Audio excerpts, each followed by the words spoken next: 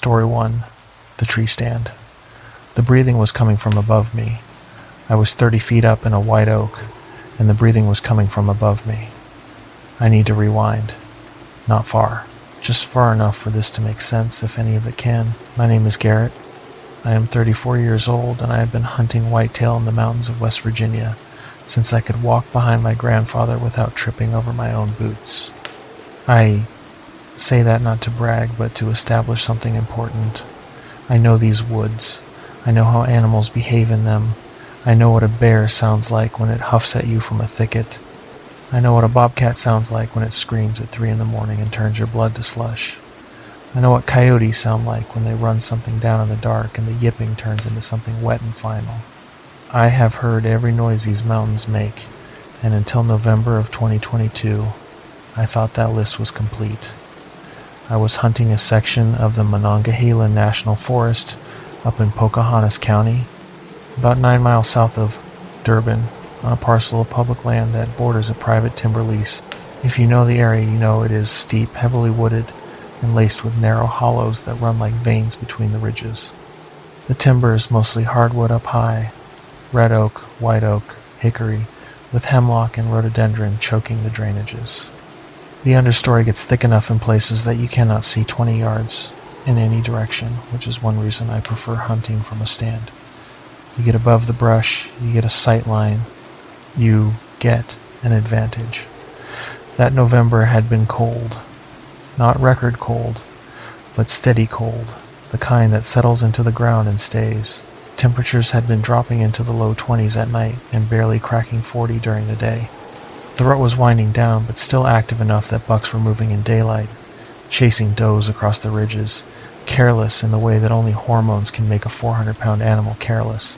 I had been watching a particular funnel between 2 ridges where deer trails converged near a saddle, the kind of pinch point that every whitetail hunter dreams about. I had hung my climbing stand on a white oak about 30 feet up, good tree, straight trunk, no dead limbs overhead, positioned where the prevailing wind would carry my scent away from the trails below. I had trimmed shooting lanes in early October and let the area sit undisturbed for 3 weeks before I hunted it. I was meticulous about this. Scent control, wind discipline, entry and exit routes that kept me off the main trails. I did not spend weeks preparing a spot just to blow it, walking in like a tourist. My buddy Cole had a stand about 400 yards to the east, on the same ridge but further down toward the drainage. We had hunted this area together for 3 seasons. The routine was simple. We would park at a pull-off on Forest Road 18, hike in together, split at the fork where the old skid road meets the main ridge trail, and sit until dark. We carried Midland 2-way radios for check-ins. Channel 7, low volume, 1 click to acknowledge, 2 clicks for trouble, voice for emergencies only. The morning of November 19th, I got to my stand around 5:15, still full dark. Temperature was around 24 degrees. I climbed up, pulled my bow up on the haul line, clipped into my safety harness, and settled in. Cole radioed 1 click about 10 minutes later. He was set. I clicked back. That was our language. Efficient. Quiet. First light came slow. The sky went from black to dark blue to that flat gray that settles over the mountains before the sun clears the eastern ridges. I could hear the woods waking up. A barred owl finished its last set of calls somewhere down in the hollow. Squirrels started moving through the leaf litter. A hen turkey clucked twice from a roost tree on the far side of the saddle and then went quiet. Normal morning sounds. The kind of sounds that tell you everything is fine, that the woods are operating the way they are supposed to. Around 7:30, I had my first deer. A doe came through the saddle moving fast, not spooked, but purposeful, like she had somewhere to be. She passed through my shooting lane at about 25 yards and disappeared into the thicket to the south. 10 minutes later, another doe came through on the same trail, same pace, same direction. Behind her, maybe 60 yards back, I could see a small 6-point buck with his nose to the ground following her scent line. He was too small for me, and he was moving too fast for a clean shot anyway, so I let him pass. Around 9, I ate a granola bar and drank some coffee from my thermos. The morning warmed up to maybe 35 degrees. The woods went quiet the way they do in the late morning lull when the deer bed down and the squirrels stop their running around and everything just holds its breath for a few hours. I checked my phone. No service, which was normal for this area. I read for a while. I watched a pileated woodpecker work a dead hickory about 40 yards out. A red-tailed hawk circled over the saddle for 10 minutes and then drifted south toward the hollow. The thing about sitting in a tree stand for 10 or 12 hours is that you become part of the environment. Your scent disperses. Your silhouette blends into the trunk. The squirrels stop flagging at you. The birds land on branches 5 feet from your head like you are furniture. After a few hours, the woods forget you are there. That is the whole point. You become invisible to the animals you are hunting. What I did not consider, and what I think about now every single day, is that if the woods forget you are there, the things that live in the woods might remember anyway. The deer forgot about me. The squirrels forgot about me. But something else in that drainage had marked my location before first light, and it did not forget. I just did not know it yet. I waited. Cole clicked the radio around 11:30. I clicked back. Still here. Still waiting. That was the whole conversation. The first thing that was wrong happened around 1 in the afternoon. I heard something walking in the drainage below me. That alone was not unusual. Deer move through drainages all the time. Bears use them as travel corridors. But the sound was wrong. It was heavy. Heavier than a deer. And the cadence was off. When a deer walks through dry leaves, there is a pattern. Step, step, pause. Step, step, step, pause. They stop and listen. They flick their ears. They test the wind. This was not that pattern. This was a steady, deliberate crunch, crunch, crunch through the leaves. No pauses, no hesitation, like something that did not need to listen because it already knew where everything was. I leaned forward in my stand and looked down into the drainage. The rhododendron was thick enough that I could not see the ground in most places, just a dark green wall of waxy leaves. But I could hear it moving south to north, passing below my tree at maybe 50 yards. I watched the rhododendron for movement. I saw nothing, but the sound continued, steady and unhurried, and then it stopped. Just stopped. Mid-stride, no slowdown, no rustling of leaves as something settled into a bed. 1 second it was walking, and the next second there was nothing. I sat there for probably 5 minutes, barely breathing, staring at the rhododendron, waiting for it to start again. It didn't. I filed it away. Probably a bear. They can go quiet when they want to. Maybe it caught my scent and decided to leave. That was the rational explanation, and I believed it, because I had no reason not to. The afternoon settled back into its rhythm. I had another doe come through around 2:45, and then a spike buck around 3:15.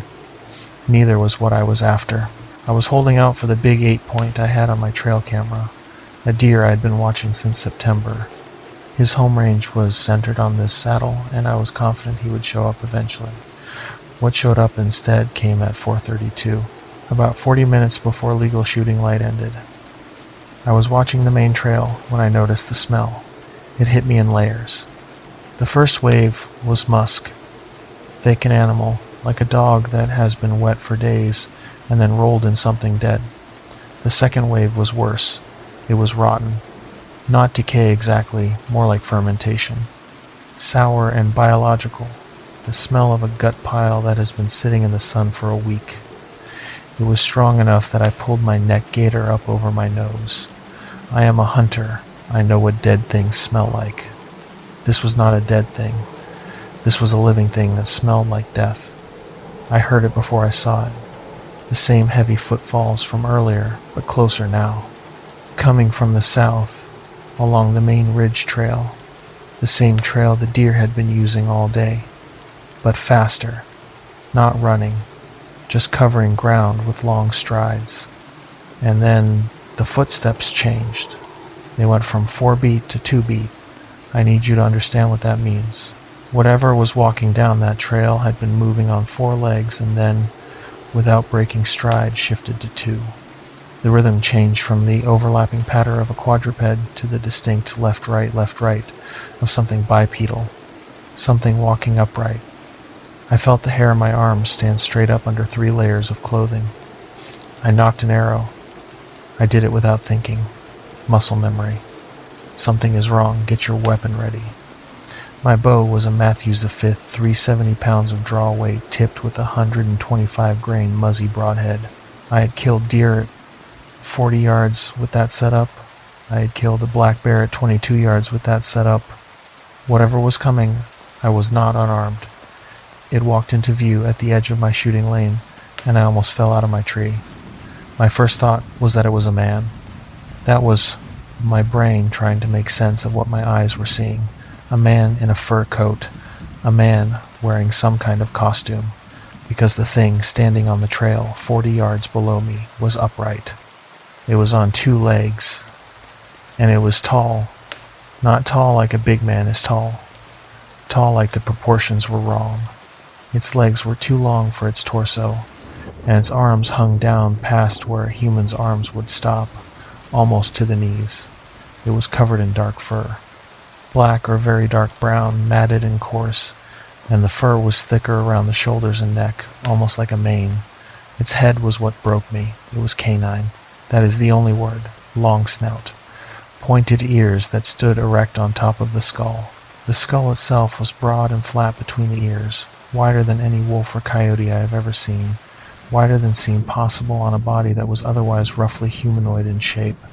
It was facing away from me, looking south down the trail, and I could see the musculature of its back through the fur. The shoulders were massive, slabs of muscle that bunched and shifted as it turned its head. I drew my bow. I am not proud of that, and I am not ashamed of it. Something that should not exist was standing 40 yards from me, and my body made a decision before my brain caught up. I anchored, found my 20-yard pin, adjusted for the downward angle, and settled the pin on the crease behind its front shoulder. Perfect broadside. The kind of shot I had practiced 10,000 times. I did not release, because it turned its head and looked up at me. Not in my general direction. Not scanning the canopy the way a deer checks for danger. It looked directly at my stand. Directly at me. Its eyes caught the last of the afternoon light, and they were amber. Deep, flat amber, with no shine to them, no reflective tapetum like a deer or a coyote. They were dull and aware, and they found me instantly, the way you find a light switch in a room you have lived in your whole life. No searching, no adjustment. It knew I was there. It had probably known the whole time. I held my draw. 70 pounds of resistance, and my arm was shaking, and I held it because letting down meant giving up the only advantage I had. I put the pin back on the shoulder crease. Center mass. A killing shot on any animal that has a heart and lungs. It opened its mouth. Not all the way, just enough for me to see teeth. The canines were long, longer than any canid tooth I have ever seen, curving slightly inward, and then it made a sound. It was not a growl, it was not a bark. It was a low, vibrating hum that I felt in my sternum more than I heard with my ears. A frequency that bypassed hearing and went straight to something older. Something in the lizard part of the brain that knows what a predator sounds like before your conscious mind has time to form the word. My vision tunneled. My hands went numb. 70 pounds of draw weight might as well have been 700. I released the arrow, not a clean release. My fingers opened because the muscles failed. The arrow flew and I watched it arc downward and I saw it hit. It struck the thing in the left shoulder, maybe 6 inches below the top of the scapula. Not where I was aiming. High and slightly back. I heard the broadhead bite, and I saw the arrow sink maybe 4 inches, and then stop. 4 inches. On a deer that arrow would have passed clean through. On a bear it would have buried to the fletching. This thing took 4 inches of 125 grain broadhead, and the arrow just stopped like I had shot it into a railroad tie. The thing did not flinch. It did not stumble. It did not run. It looked at the arrow in its shoulder the way you would look at a mosquito bite. Annoyed. Not hurt. Annoyed. It reached up with one of those 2 long arms and pulled the arrow out. I heard the broadhead rip free. It dropped the shaft on the ground and looked back up at me. Then it walked to the base of my tree. I knocked another arrow. My hands were shaking so badly I could barely get the knock on the string. I drew and put the pin on the top of its head because it was directly below me now, and the angle was straight down. 20-yard pin at 30 feet of vertical distance. I could see the top of its skull between those pointed ears. I could see the arrow shaft it had dropped, lying in the leaves, smeared with something dark that was not quite blood. Too thick. Almost black. It put its hands on the tree. I felt the oak shudder. Not sway, not vibrate from wind. Shudder. The way a telephone pole shudders when a truck bumps into it. I heard claws dig into bark. Not the scratching of a bear climbing, which is a sloppy, scrambling sound. This was precise. 4 points of contact. Deliberate. Almost mechanical. Then the tree shuddered again, and I heard bark crack, and I realized it was climbing. I released the second arrow straight down. At that angle and that distance, I could not miss. The arrow hit it in the upper back, between the shoulder blades. I heard the impact. I saw the shaft quiver. The thing paused. It looked up at me again, and those amber eyes were close enough now that I could see the pupils. They were not round. They were not slitted like a cat. They were somewhere in between, oval, like something that could not decide what it wanted to be. It kept climbing. I keyed my radio. I do not remember what I said. Cole told me later that I transmitted something like, "It's on the tree, it's climbing the tree, Cole, get here," and then I screamed. I do not remember screaming. I remember pressing the transmit button so hard the housing cracked. Cole told me he heard the scream without the radio. 400 yards through timber, and he heard me scream. The thing was 15 feet below me. I could see individual hairs in its fur. I could see the muscles in its forearms flex as it gripped the bark. The claws were black, maybe 3 inches long, curved inward like grappling hooks. Its breathing was what I will remember until I die. Deep, slow, wet, like bellows filled with fluid. Each exhale pushed air up through that long snout, and I could feel the heat of it on my face even at 15 feet. I drew a third arrow. I was out of broadheads after this. I had 3 arrows in my quiver when I started, and this was the last one. I put the pin on its face on the bridge of that impossible snout, and I released. The arrow hit it just below the left eye. The broadhead opened on impact, and I saw fur and something dark spray sideways, and the arrow deflected off the bone of the skull and spun away into the dark. It stopped climbing. It closed its eyes. It made that sound again, that low hum that I felt in my teeth and my ribs and somewhere behind my eyes. And then it opened its mouth wide, and I saw a throat that was black and wet and ribbed like the inside of a drainage pipe, and it exhaled. The smell hit me like a wall. My eyes watered. My stomach convulsed. I turned my head and gagged, and for one terrible second I thought I was going to pass out 30 feet up with that thing right below me. I heard Cole's voice, not on the radio, his actual voice shouting from somewhere to the east, and then I heard a gunshot. Cole carried a Marlin lever action in 45-70, a gun designed for stopping grizzlies in Cape Buffalo. The report echoed off the ridges, like someone had slammed a door the size of a barn. The thing on my tree reacted, not to the sound, to something about the direction. It turned its head east, toward Cole, and I saw the ears flatten against the skull. Another gunshot, closer. Cole was moving toward me, and shooting as he came. I found out later he had fired at something on the ridge trail, something he saw moving between the trees in the fading light. He said it was tall. He said it was on 2 legs. He said it was watching him run. It was keeping pace without appearing to hurry. The thing on my tree backed down. Not fell, not dropped. Backed down the trunk the way it had climbed up, controlled. Deliberate, each claw placement precise. It reached the ground and stood there for a moment, looking up at me, and then it turned and looked east, toward where Cole's shots were coming from. It dropped to 4 legs. The transition was fluid, mechanical, like watching a piece of heavy equipment reconfigure itself. 1 second it was standing upright, and the next it was on all 4s, and the proportions that had been wrong on 2 legs suddenly made terrible sense on 4. The long arms became 4 legs. The hunchback became a spine built for running. The head, that massive canine head, dropped into line with the shoulders like a battering ram. It left, not slowly, not at a walk. It exploded into the underbrush heading north along the drainage, and I heard it crashing through the rhododendron for maybe 5 seconds and then nothing. Just the sound of my own breathing and Cole's boots pounding up the ridge trail and his voice calling my name. He got to the base of my tree, and I could see his headlamp cutting through the dusk. I could see the marlin in his hands. The lever already cycled for another round. He was breathing hard. He looked up at me and said my name, and I could not answer. I could not speak. My jaw was locked. My hands were cramped around the riser of my bow so tightly that when I finally let go at the bottom of the tree, the imprints of the grip were pressed into my palms like brands. We walked out together. Cole kept the marlin up the whole way. I had my headlamp and he had his, and we walked fast on the skid road, and neither of us said a word until we reached the truck. The walk was about 40 minutes.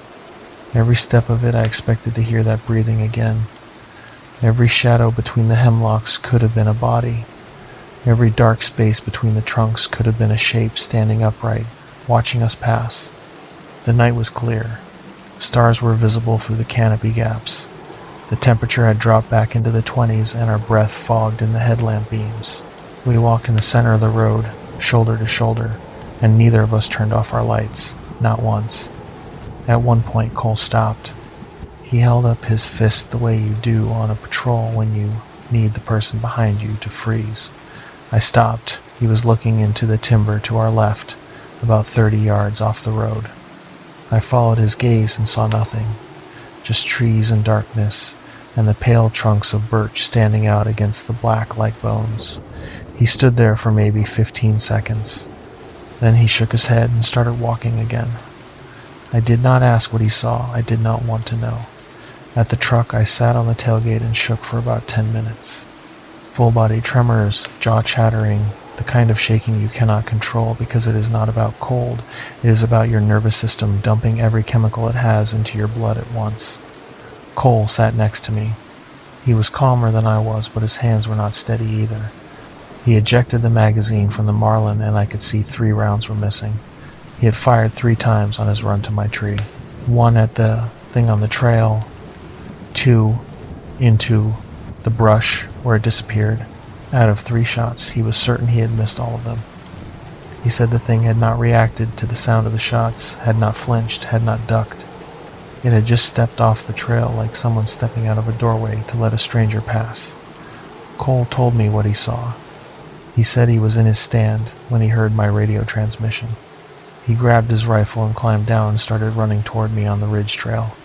About 200 yards in, he saw something standing in the trail ahead of him. He said it was bipedal, dark-colored, and it was watching him approach. He said it was not moving, just standing there, waiting. He stopped and shouldered the marlin and fired. He said the round hit a tree about 2 feet to the thing's right because his hands were shaking too badly to aim straight. The thing did not run. It turned sideways, almost casually, and stepped off the trail into the brush. He fired again into the brush, where it had gone. Then he kept running toward my tree. We drove to the Pocahontas County Sheriff's Office in Marlinton. It was after 7 by the time we got there. A deputy took our statement. He listened without interrupting, which told me this was not the first time he had heard something like this. When we finished, he leaned back in his chair and asked if either of us had been drinking. We hadn't. He asked if we wanted to file a formal wildlife incident report. We did. He wrote it up under file number PC-WI-22-0384. Under the species description, he wrote, "Unidentified large predator, bipedal locomotion reported. Aggressive behavior." He told us the DNR would follow up. 2 days later, a game warden named Jeffries met us at the trailhead. We took him to my tree. The claw marks were still in the bark. Deep gouges, 4 parallel lines spaced about 6 inches apart. He measured them, took photographs, and wrote in his notebook for a long time. We found both of my arrows. The first one, the one the thing had pulled from its shoulder, was on the ground near the base of the tree. The broadhead was intact, but the ferrule was bent at a 15-degree angle, like it had struck something denser than bone. The second arrow, the one I shot into its back, was never recovered. The third, the one that deflected off its skull, was lodged in the ground about 20 yards from the tree. The broadhead was shattered. One of the 3 blades was missing entirely, and the other 2 were bent backward. Jeffries looked at the broadhead for a long time. He turned it over in his fingers, held it up to the light, and ran his thumb along the edge of one of the bent blades. He asked me what the draw weight on my bow was. I told him 70 pounds. He asked if I had ever had a broadhead shatter on a deer. I told him never, not once in 15 years. He asked if I had hit a rock or a tree on the shot. I told him I watched the arrow hit the thing's skull and deflect. He wrote something in his notebook and underlined it twice. Then he put the broadhead in a plastic evidence bag and wrote a number on the tag, and that was the last I ever saw of it. He also took samples from the bark of my tree. The claw gouges had a residue in them, a dark oily substance that did not match pine sap or any tree resin he was familiar with. He scraped some into a vial and labeled it. I asked him what he thought it was. He said he did not know. I asked him if he had seen claw marks like this before. He paused long enough that the pause was its own answer, and then he said he had seen similar damage on trees in 2 other locations in Pocahontas County over the past 3 years. He did not elaborate. He did not tell me where. The official report from the DNR classified the incident as a possible cougar encounter with atypical behavioral characteristics. Pocahontas County has not had a confirmed cougar since the early 1900s. When I called Jeffries 3 weeks later to ask about the follow-up, he told me the investigation was ongoing and that he would contact me if there were developments. He never called. I followed up twice more. Both times I was told the file was still open. I went back to that area once, in daylight, in March, after the snow melted. I wanted to see the tree. The claw marks were still there, healed over with sap but clearly visible. 4 lines running vertical up the trunk, starting at about 5 feet off the ground and ending at about 15 feet. I measured the spacing between the claw marks. At the highest point, they were 3 inches apart. A black bear's claw spread is typically 2 inches. A grizzly is about 4. This was in between, and grizzlies have not existed in West Virginia for over 10,000 years. I do not hunt that section anymore.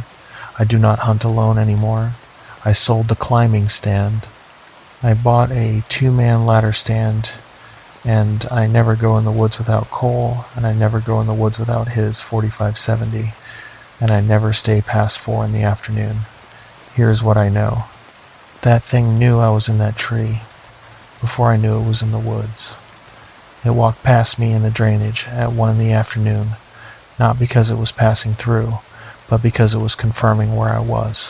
When it came back at 4:30, it came on the trail the deer used, because it knew that trail was in my shooting lane.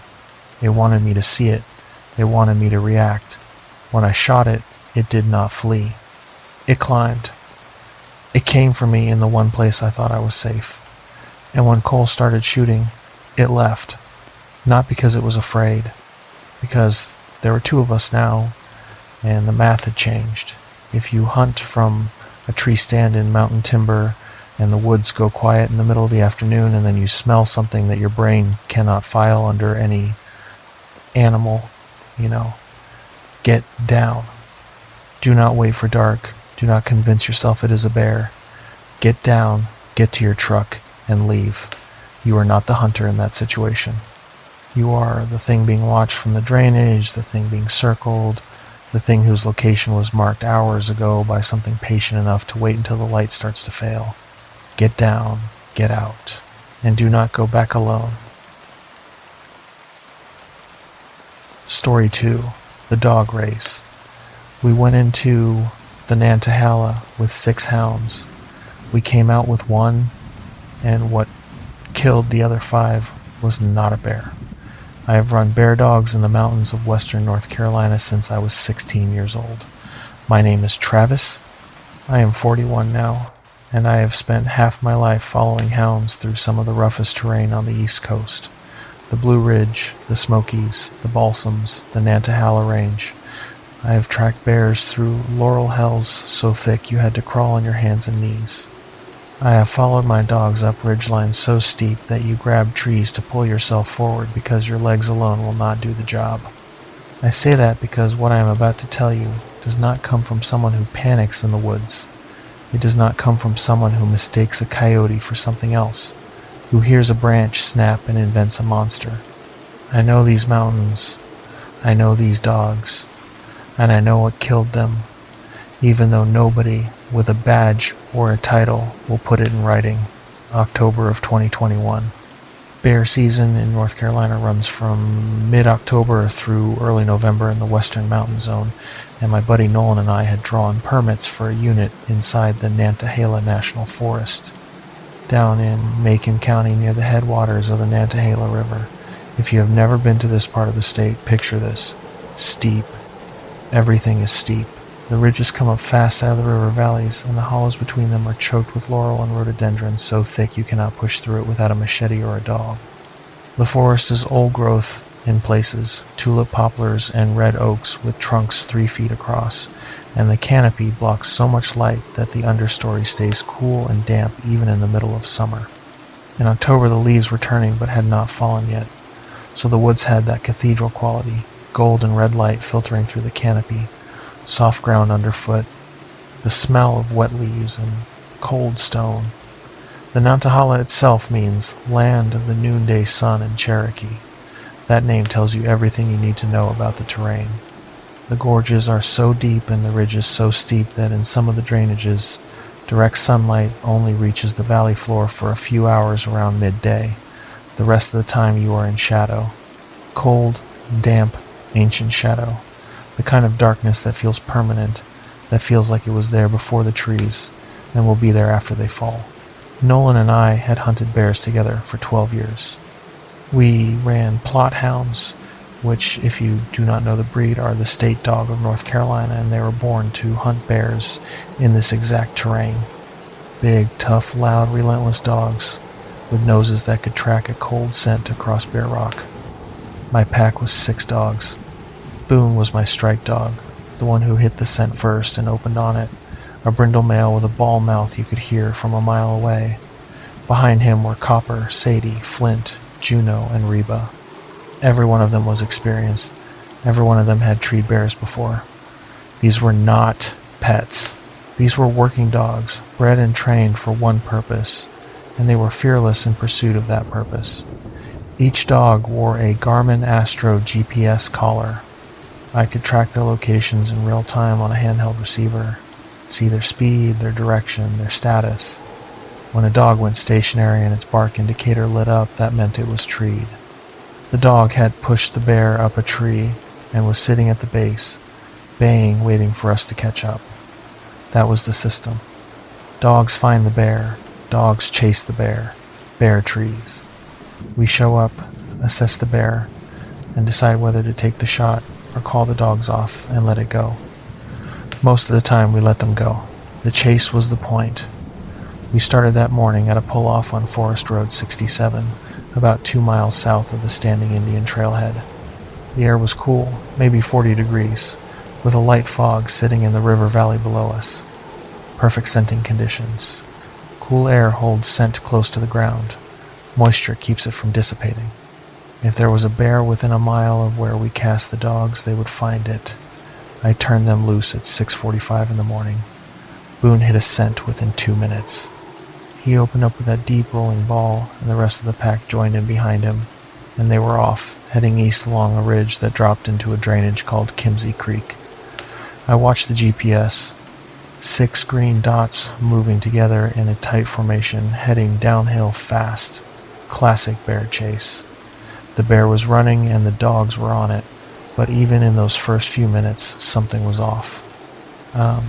I noticed it on the GPS before I heard it in the dogs. The track they were following was running straight, dead straight, due east along the contour of the ridge without a single deviation. Bears do not run straight. A bear being chased by hounds will zigzag. It will cut through laurel thickets to break up the pack. It will cross water to kill its scent.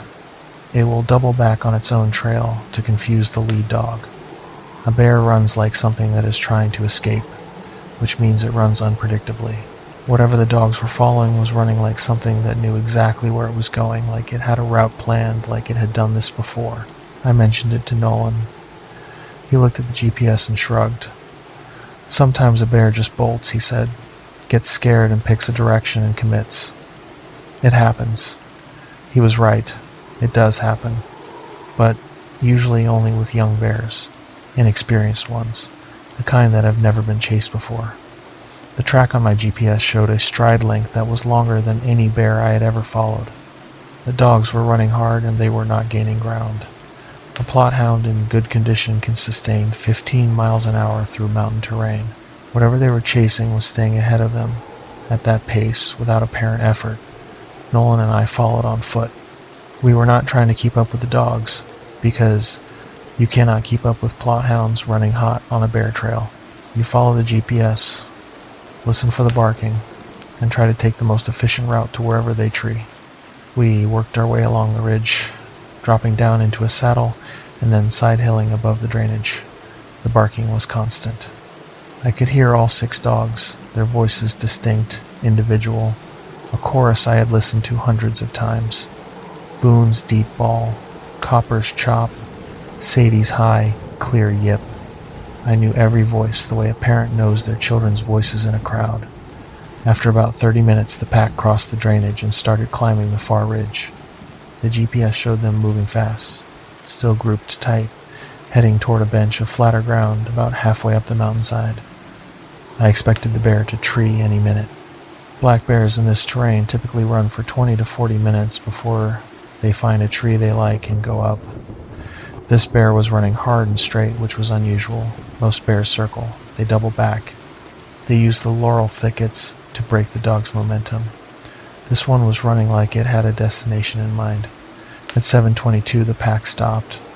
All 6 GPS dots clustered together on the bench, stationary.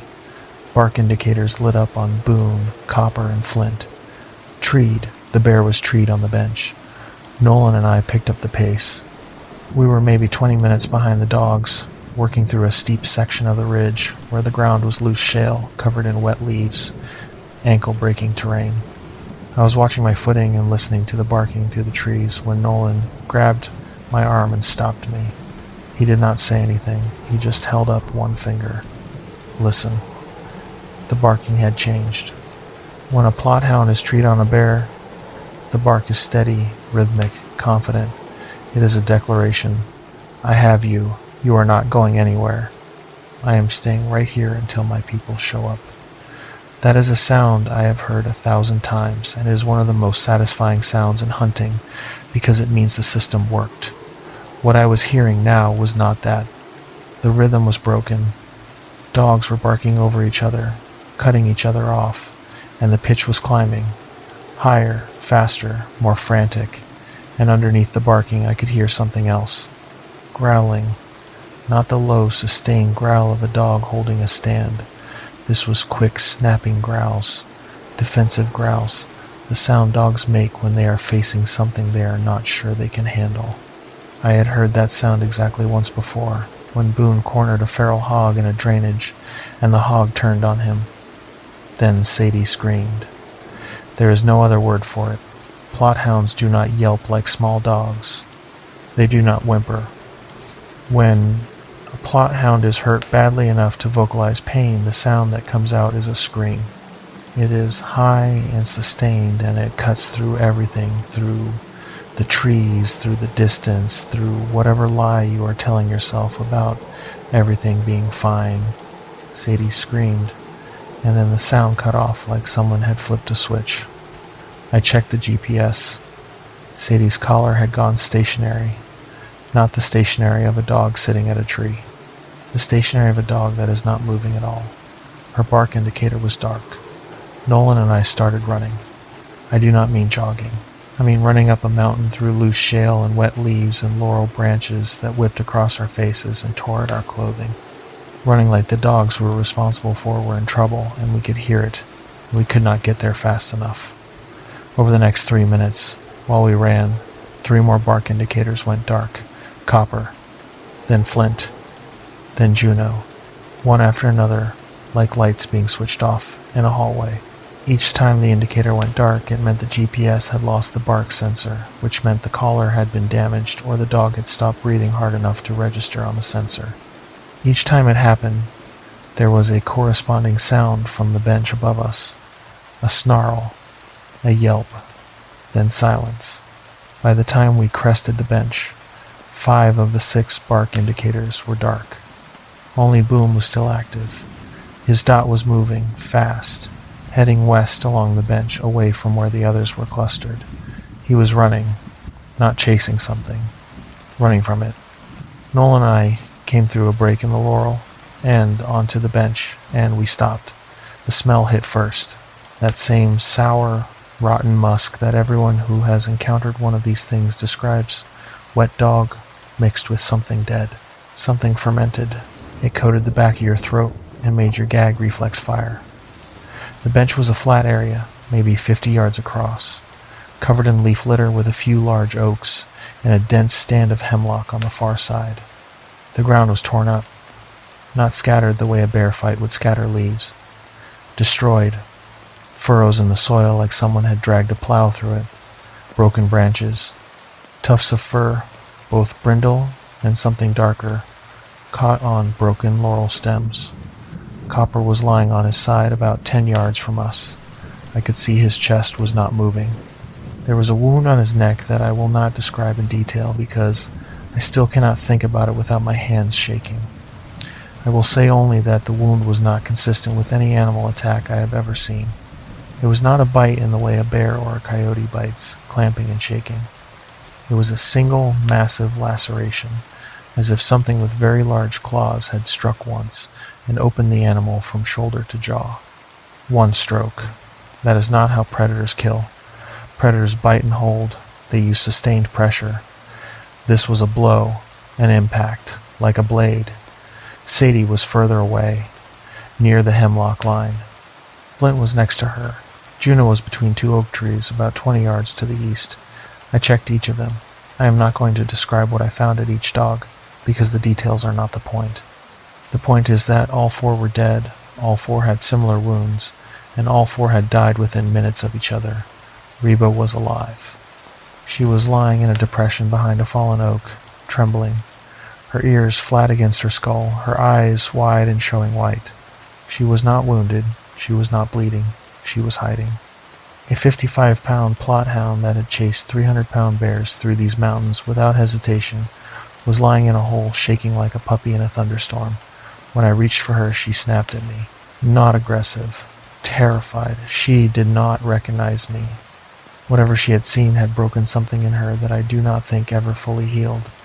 I picked Reba up and held her against my chest, and that was when Nolan said my name in a voice I had never heard him use. Low. Flat. Controlled in a way that meant he was working very hard to stay controlled. I looked where he was looking. At the edge of the hemlock stand, maybe 40 yards from us, something was standing between 2 trees. Standing. On 2 legs. Watching us. It was tall enough that the lowest hemlock branches, which were about 7 feet off the ground, brushed its shoulders. Its body was covered in dark brown or black fur. The build was heavy through the chest and shoulders, thickly muscled, with arms that were too long and hung past the waist. The hands, if you could call them hands, were tipped with claws that I could see even at 40 yards. They were pale against the dark fur, almost white, curved inward. Its head was a dog's head. I cannot make that sound less insane than it is. A canine skull on a humanoid body. The snout was long and dark. The ears were pointed and erect. The mouth was slightly open, and I could see teeth, large and yellow and spaced in a way that suggested the jaw could open much wider than what I was seeing. Its eyes were looking directly at us.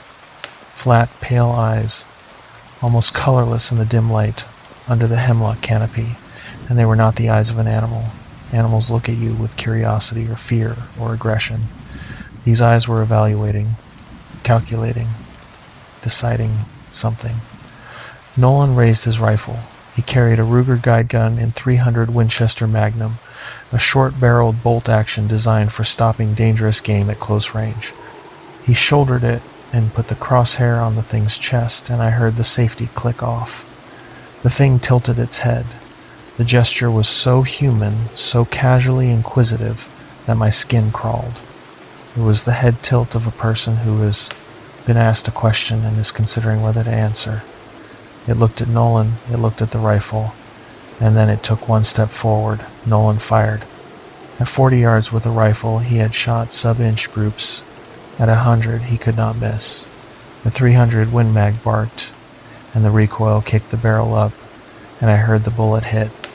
A wet, meaty slap that echoed off the trees. The round struck the thing's center chest. It took one step back. One. Like someone had shoved it.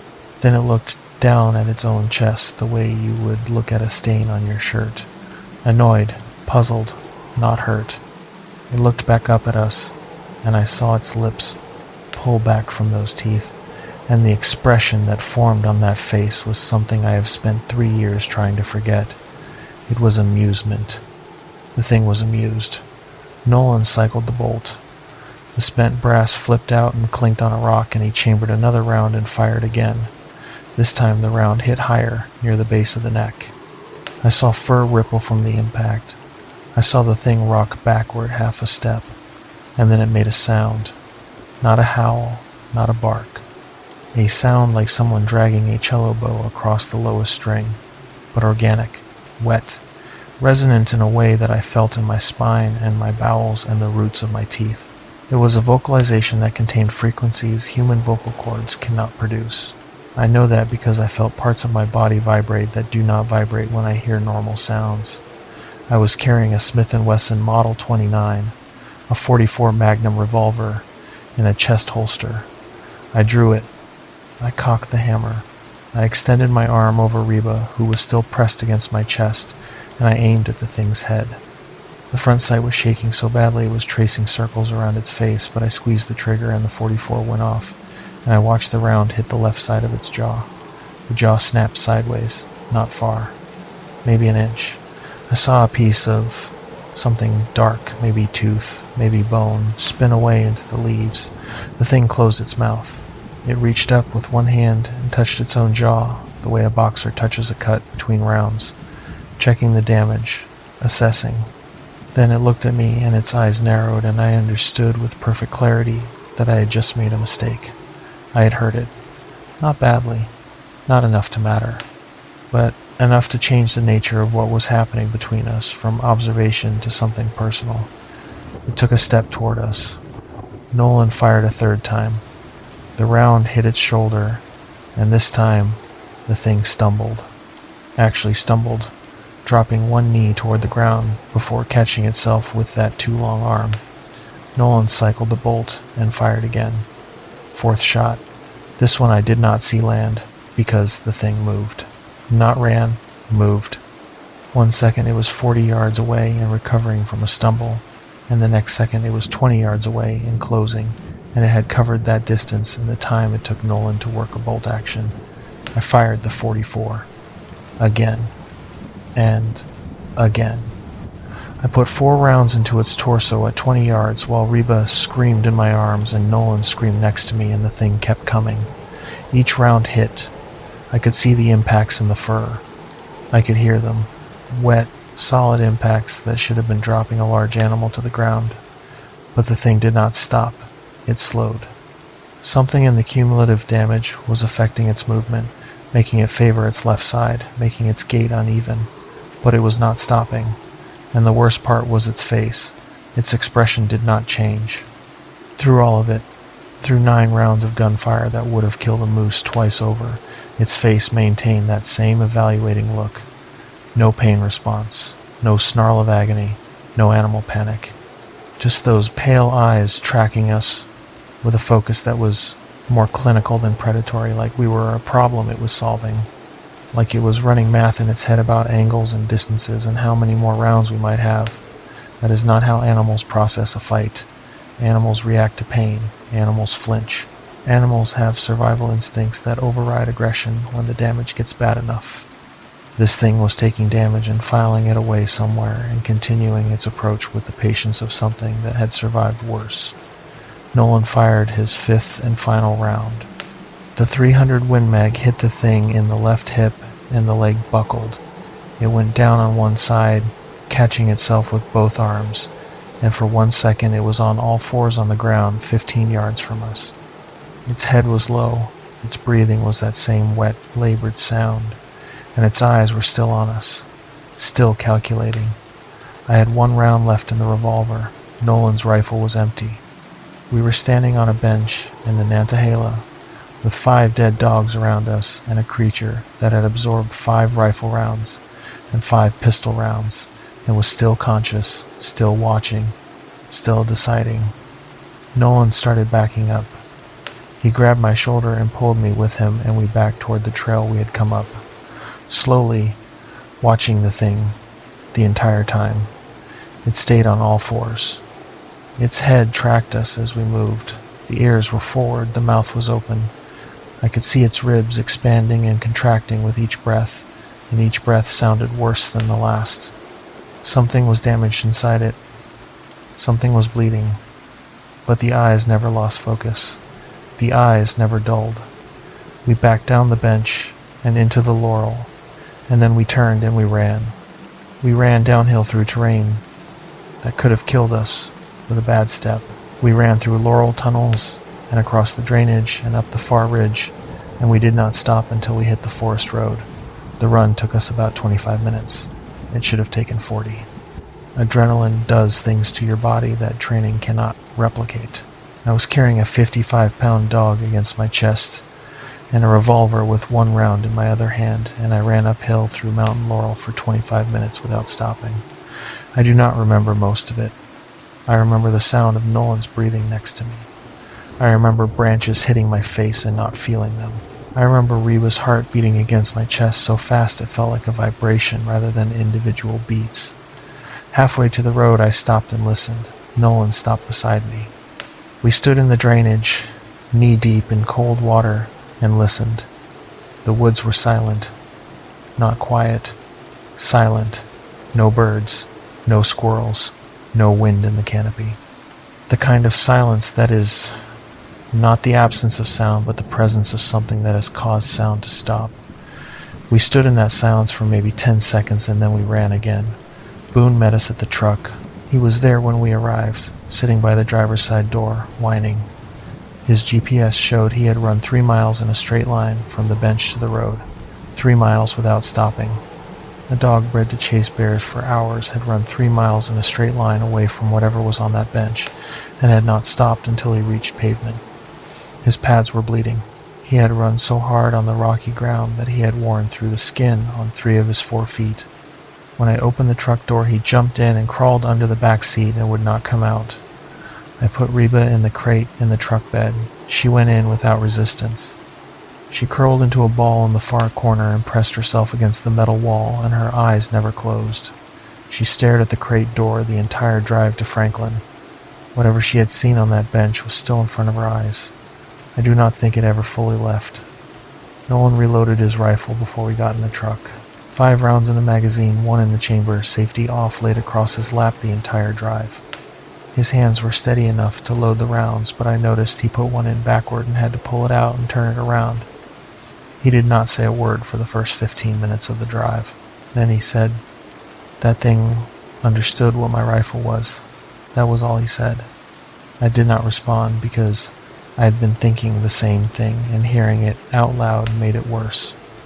We drove to the Macon County Sheriff's Office in Franklin. A deputy named Whitfield took our report. He listened to everything. He did not interrupt. He did not look at us like we were crazy. When we finished, he asked if we had photographs. We did not. He asked if we could return to the bench and recover the dog collars. I told him I would rather die. He filed the report under incident number MC-WL-21-1729. The species field was left blank. The narrative section described 5 working hounds killed by unknown predator, significant physical trauma. Handler reports visual contact with unidentified bipedal animal, approximately 7 to 8 feet in height. He told us a wildlife officer would contact us within 72 hours. The wildlife officer who called was a woman named Prater from the North Carolina Wildlife Resources Commission. She asked detailed questions. She asked about the wounds on the dogs. She asked about the size and description of the animal.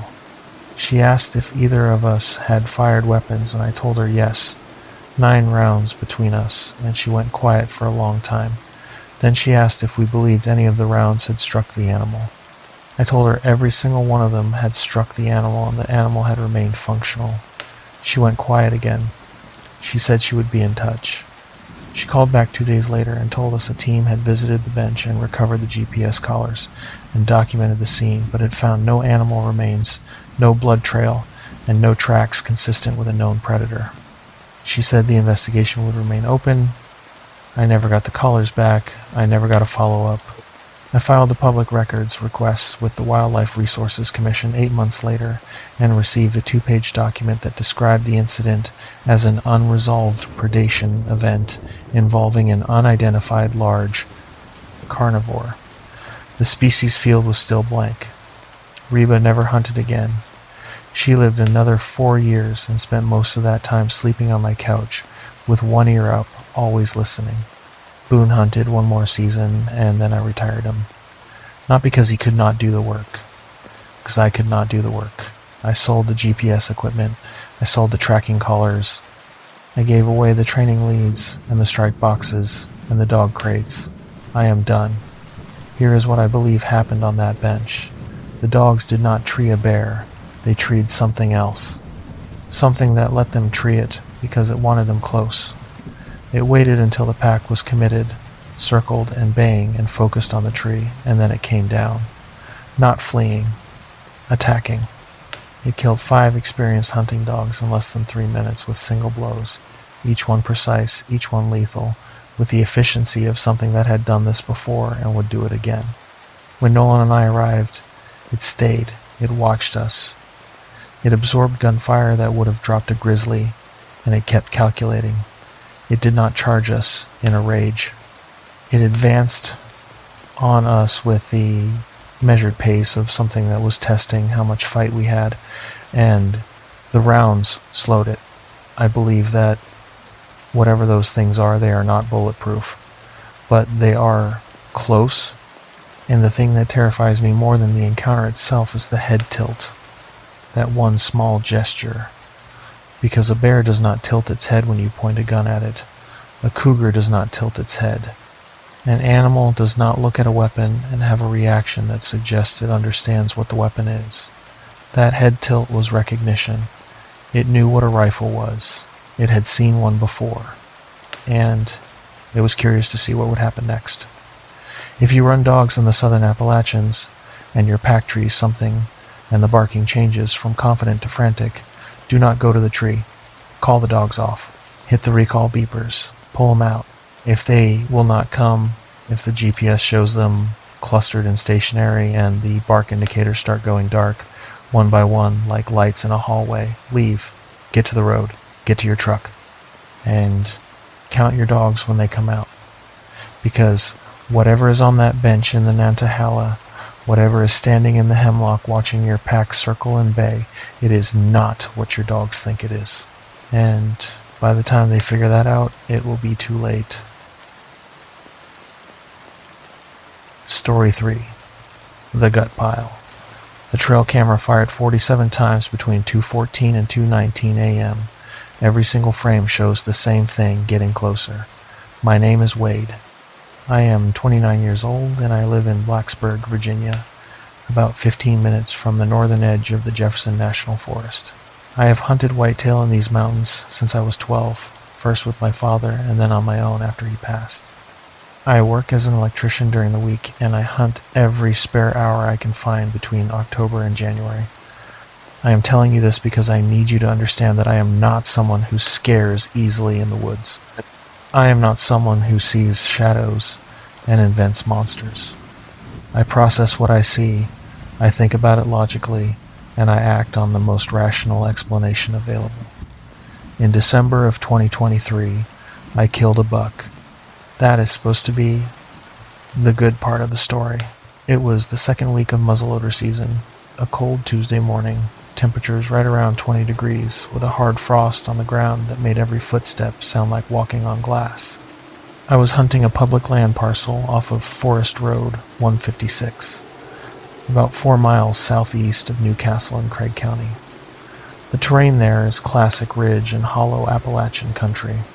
Long parallel ridges running northeast to southwest with narrow drainages between them, hardwood on the upper slopes, hemlock and pine in the bottoms, thick understory of mountain laurel and greenbrier that can shred your clothes if you push through it carelessly. I had a spot I had been watching since late October, a white oak flat on the side of a ridge where acorns were dropping heavy that year. Deer were hitting it every evening like clockwork. I had a trail camera on the flat, and the SD card was full of photos. Does, fawns, a few small bucks, and one mature 8-point that was showing up consistently between 5 and 6 in the afternoon. He was a good deer. Wide rack, heavy body, the kind of buck that makes you sit through freezing mornings and boring afternoons because you know he exists and you know he is close. On that Tuesday, I set up downwind of the flat at about 5:30 in the morning, well before first light. I was sitting against a red oak with my muzzleloader across my knees, a Thompson Center Omega loaded with 150 grains of Blackhorn 209 behind a 250 grain Barnes expander. A killing combination. I had practiced with that load all summer, and I could put 3 shots inside a 2-inch circle at 100 yards. The morning was quiet, cold enough that my nose hairs froze when I breathed in, and my exhales hung in front of my face like small clouds. The frost made everything sharp and clean, every sound carried. I could hear a squirrel scratching bark 200 yards away. I could hear the distant hiss of traffic on the state road over a mile to the west. The 8-point came through at 7:42. He came from the east, walking the ridge line, angling downhill toward the oak flat. I could see his breath pluming in the cold air. He was moving cautiously, stopping every few steps to test the wind, his ears rotating like satellite dishes. He stepped into a clear lane at about 60 yards. Broadside, standing still for just a moment, looking downhill toward the drainage. I cocked the hammer, settled the crosshair behind his front shoulder, and squeezed the trigger. The Omega boomed. White smoke filled my field of view, which is the reality of muzzleloader hunting that nobody tells you about on television. For 2 full seconds, I could not see anything. When the smoke cleared, the buck was down. He had gone maybe 10 yards and piled up against a fallen log. Clean kill, heart shot. He was dead before he hit the ground. I field dressed him on the flat, standard procedure. Opened the body cavity, removed the organs, let the carcass cool. The gut pile, which is the liver, stomach, intestines, heart, and lungs, I left in a heap about 15 yards from where the deer fell. This is normal. Every hunter who field dresses a deer in the woods leaves a gut pile. Coyotes find it, turkey vultures find it, foxes, ravens, possums, raccoons. All of them know what a gut pile smells like, and they show up fast, sometimes within hours. It is part of the cycle. You take the meat and the scavengers take the rest. I dragged the deer downhill to where my truck was parked, on the forest road. Loaded him in the bed, drove home, hung the carcass in my garage to age. Normal day. Good day. The kind of day that makes the whole season worth the cold mornings and the empty sits. I went back to the flat 2 days later, Thursday. I wanted to pull my trail camera SD card and see what the other deer in the area had been doing. I also wanted to check on the gut pile, not because I expected it to still be there, but because the sign around a gut pile can tell you a lot about what predators are active in the area. Coyote tracks, bobcat tracks. If a bear is still active that late in the season, information. I got to the flat around 10 in the morning. The first thing I noticed was the gut pile. It was gone. That was not unusual. What was unusual was how it was gone. When coyotes work a gut pile, they scatter it. They drag pieces away. You find the stomach lining 30 yards in one direction and a loop of intestine 20 yards in the other direction. There is fur from the scavengers themselves. There are tracks everywhere, overlapping, circling, the messy evidence of multiple animals feeding competitively. Same with vultures. They tear things apart. They leave feathers and wastes and half-eaten organs strewn in a wide radius. This gut pile had been removed, not scattered, removed. The ground where I had left it was disturbed but not torn up. The leaves were flattened in a rough circle, about 4 feet across, and in the center of that circle, the ground was clean. Not a scrap of tissue, not a drop of blood, not a fragment of stomach lining. The pile was gone, as if someone had put it in a bag and carried it away. I crouched down and studied the ground. The frost had softened overnight, and the soil was damp enough to hold impressions. I found prints. Not coyote prints, not bear prints. Prints that I stared at for a long time while something cold settled into my chest that had nothing to do with the temperature. They were large, much larger than any canid track I have ever seen. The overall shape was roughly canine, 4 toes forward with claw impressions, a large heel pad behind, but the dimensions were wrong. The width across the toes was about 5 inches. A coyote track is maybe 2.5 inches wide. A gray wolf, if wolves existed in Virginia, would be about 4 inches. These were 5 inches wide and about 6 inches long, and the claw impressions at the tips of the toes were deep, not the shallow scrapes of a dog that walks on hard-packed ground. These were puncture marks, like something had driven its claws into the earth, the way you would drive a nail. And then I noticed the stride. When a 4-legged animal walks, the tracks fall in a predictable pattern based on the animal's gait. Front foot, hind foot, front foot, hind foot. The stride length corresponds to the animal's size. The coyote has a stride of about 14 inches, a large dog maybe 18, a wolf around 26. These tracks had a stride of over 40 inches, and they were in a line, not 2 parallel lines the way a 4-legged animal would leave them. A single line, left, right, bipedal. Whatever had come to my gut pile had walked to it on 2 legs. I sat down on the log where my buck had died, and I thought about this for a long time. I am not someone who jumps to conclusions. I am not someone who says the word Dogman out loud in casual conversation. I am an electrician who hunts deer, and I live in a world of wires and circuits and things that can be measured and tested. But I was looking at tracks that did not belong to any animal in the field guides, and the tracks were walking on 2 feet, and the gut pile was gone without a trace, and I did not have an explanation that fit inside the world I thought I lived in. I decided to set a trap. Not a physical trap, an informational one. I would leave another gut pile, and this time I would record what came for it. I had a Browning Strike Force trail camera with infrared flash, which means it takes photos in the dark without a visible light source. The trigger speed was 0.4 seconds. The detection range was about 80 feet. I also had a second camera, a stealth cam, that I used as a backup. I set both cameras on trees facing the flat from different angles, about 12 feet off the ground to prevent anything from reaching them easily. Then I went home and gut shot a doe from my freezer. I know how that sounds. I had a doe I had killed earlier in the season that I had kept the organ package from for coyote bait. I had used it before to call coyotes into shooting range. I took the organs, which had been frozen and still had a strong scent when thawed, and I placed them on the flat in the same spot where the original gut pile had been. Same location, same presentation. A pile of organs sitting in the open on a white oak flat in the middle of the Jefferson National Forest. I set the cameras to take a burst of 3 photos each time the sensor was triggered, with a 5-second delay between bursts. Then I left. I came back Saturday morning. 2 days later, the gut pile was gone again. Same way, flattened circle of leaves, no scatter, no scraps, clean removal. I pulled both SD cards and drove home. I made coffee. I sat down at my kitchen table and put the first card in my laptop. The Browning had fired 211 times over the 2 nights. The first night was normal. A raccoon showed up at 8:40 p.m. A pair of coyotes circled the pile at 10:15. They fed for about 20 minutes and left. The photos were clear, typical trail camera images, glowing eyes in the infrared, furry bodies hunched over the bait. Normal scavenger activity. The second night was different. At 1:51 a.m., the camera fired for the first time.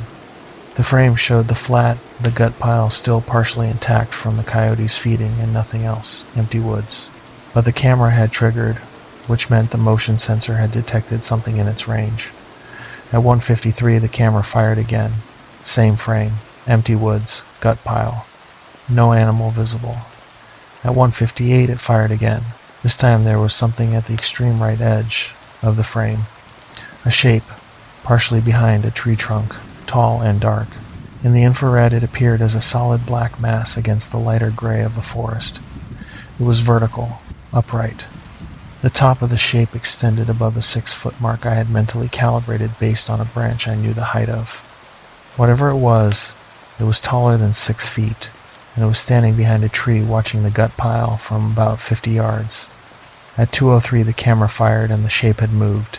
It was closer, maybe 35 yards now, and it had shifted to a different tree, still partially concealed, still upright. I could make out more detail, the outline of shoulders, the suggestion of limbs, long limbs, hanging at its sides, and at the top of the shape, 2 points, ears, pointed ears standing erect above a skull that was not round like a human skull. It was elongated, canine. The photos between 2:03 and 2:14 showed the shape moving closer in increments, never in the open, always using trees as cover, always upright. The movement pattern was not random. It was tactical. It was approaching from downwind, and it was using the available cover the way a person would use cover, the way someone trained in stalking would use cover. Deliberate, patient, aware of the camera. I believe that now. I believe it knew the cameras were there, and it was testing whether the infrared flash was a threat. At 2:14, the camera fired and the thing was at the gut pile. It was crouching, not on all fours. Crouching the way a person crouches, knees bent, weight on the balls of its feet, torso leaned forward. Its hands were on the gut pile. The hands were enormous. Each finger was distinct in the infrared, long and articulated, tipped with claws that curved inward. The hands were manipulating the organs, not tearing at them, not wolfing them down the way a coyote eats. Handling them, picking them up, examining them.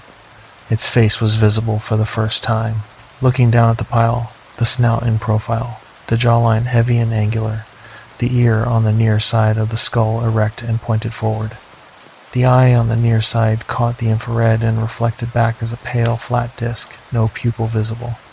Just a circle of reflected light in a face that should not have existed. The next 47 frames covered 5 minutes, 2:14 to 2:19. In those frames, the thing consumed the gut pile. Methodically, it ate the liver first, then the heart, then the lungs. It left the stomach and intestines for last, and when it ate them, it did so carefully, almost surgically, separating the stomach contents from the stomach wall before consuming the muscle tissue. I watched this in photo sequence at my kitchen table, and my coffee went cold, and the hair on my arms did not go down for the rest of the day. In the final frame before the camera stopped triggering, the thing was standing, full height, facing the camera directly. It was looking at the Browning, not near it, at it. Its head was tilted slightly to one side, and its mouth was closed, and its eyes were 2 flat reflective discs, and it was standing there, in the dark, in my hunting spot, on public land in Craig County, Virginia, looking at my trail camera with an expression that I can only describe as awareness. It knew it was being photographed, and it did not care. I showed the photos to my hunting buddy Keith, He came over that Saturday afternoon, and I put him on the television screen, and we went through them one at a time. Keith is a former Marine. He deployed to Afghanistan twice. He did route clearance in Helmand province, which means he spent months looking for things that were hidden in plain sight, things that would kill you if you missed them. He is trained to observe. He is not someone who gets shaken easily. The first set of photos, the raccoon and the coyotes, he watched without comment, normal wildlife. When we got to the empty frames where the camera had triggered with nothing visible, he leaned forward. He said that meant something had entered the detection zone and left before the camera could capture it. The trigger speed was 0.4 seconds. Whatever it was had moved through 80 feet of detection range in under 0.4 seconds, or it had been at the extreme edge and retreated the instant the sensor activated. Either explanation was uncomfortable. When the shape appeared at the edge of the first frame, Keith paused it. He got off the couch and walked to the television and put his finger on the screen, tracing the outline. He measured it against the tree it was partially behind. He asked me the diameter of that tree. I told him it was a red oak, about 14 inches. He did the math in his head and said the shape was at least 7 feet tall based on the proportions. Then he sat back down and said nothing, and we continued. The approach sequence, the thing moving from tree to tree, closing the distance over 11 minutes, that was what got to him. Not the creature itself, the behavior. He said it was using bounding overwatch. I did not know the term. He explained it. In military movement, bounding overwatch is when you advance from one covered position to the next, pausing at each point to observe before moving again. It is a deliberate, trained approach technique designed to minimize exposure. He said whatever was in those photos was not wandering toward the bait. It was executing a tactical approach. When we got to the frame where the thing was crouching over the gut pile with those hands working the organs, he stood up from the couch and walked to the window and looked outside and did not say anything for about 30 seconds. His hands were in his pockets and his shoulders were tight, and I could see his jaw working the way it does when he is processing something that does not fit into his framework. Then he turned around and said, "We need to go back up there." I told him I had already decided that, not because I wanted to see the thing again, because I needed to know if it was still in the area. I needed to know if I had been hunting within a few hundred yards of something like that for 2 months without knowing it. I needed to know what I was dealing with. Keith and I went back to the flat on Sunday. We went armed. I carried my muzzleloader and a Glock 19 on my hip. Keith carried his AR-15 and 5.56 and a 12-gauge Mossberg in a scabbard on his pack.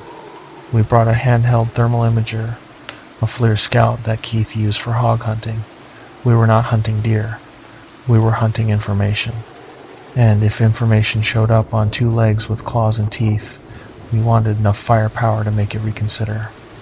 We arrived at the trailhead at 7 in the morning. Full daylight. The forest road was empty. No other vehicles.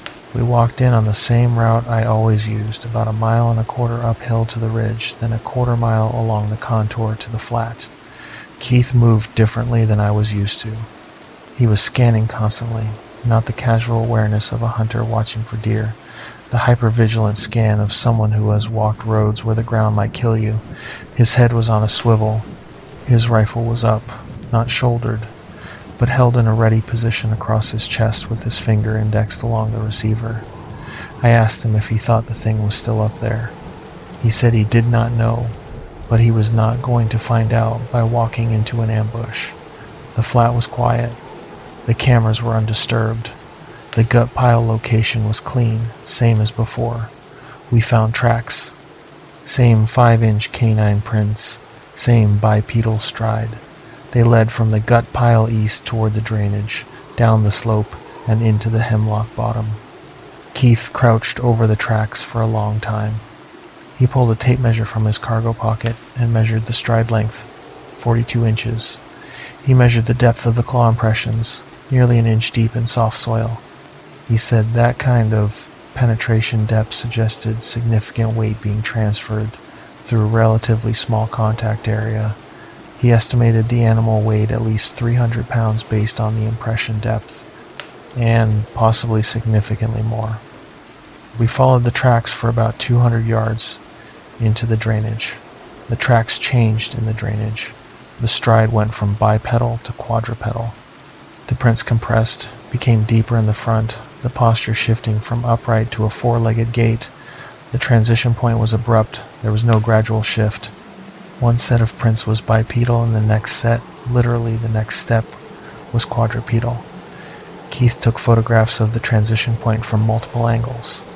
He measured the quadrupedal stride length at 68 inches, which he said was longer than any canid he had ever tracked and closer to the stride of a large cat or a young bear at a full run. But the print shape was wrong for both of those. The prints were canine, the gait was canine, the speed was not. We followed the four-legged tracks for another 100 yards down the creek bed. The drainage narrowed. The hemlocks closed in overhead and cut the daylight to a dim gray. The air temperature dropped noticeably. The smell of wet rock and rotting hemlock needles was thick. Keith had the thermal imager out, scanning the tree line on both sides of the drainage. Nothing. No heat signatures. No movement. Then we lost the tracks. The creek bed turned to bare rock and the tracks ended. Keith spent 20 minutes searching the banks on both sides for where the tracks might pick up again. He found nothing. The thing had walked into the creek, onto bare rock, and vanished. No exit tracks. No scuff marks on the stone. Nothing. Keith and I stood in that creek bed, and he said something that has stayed with me. He said, "It walked in on 2 legs to eat your bait, and it ran out on 4 legs when it was done." That is not an animal. An animal does not switch like that.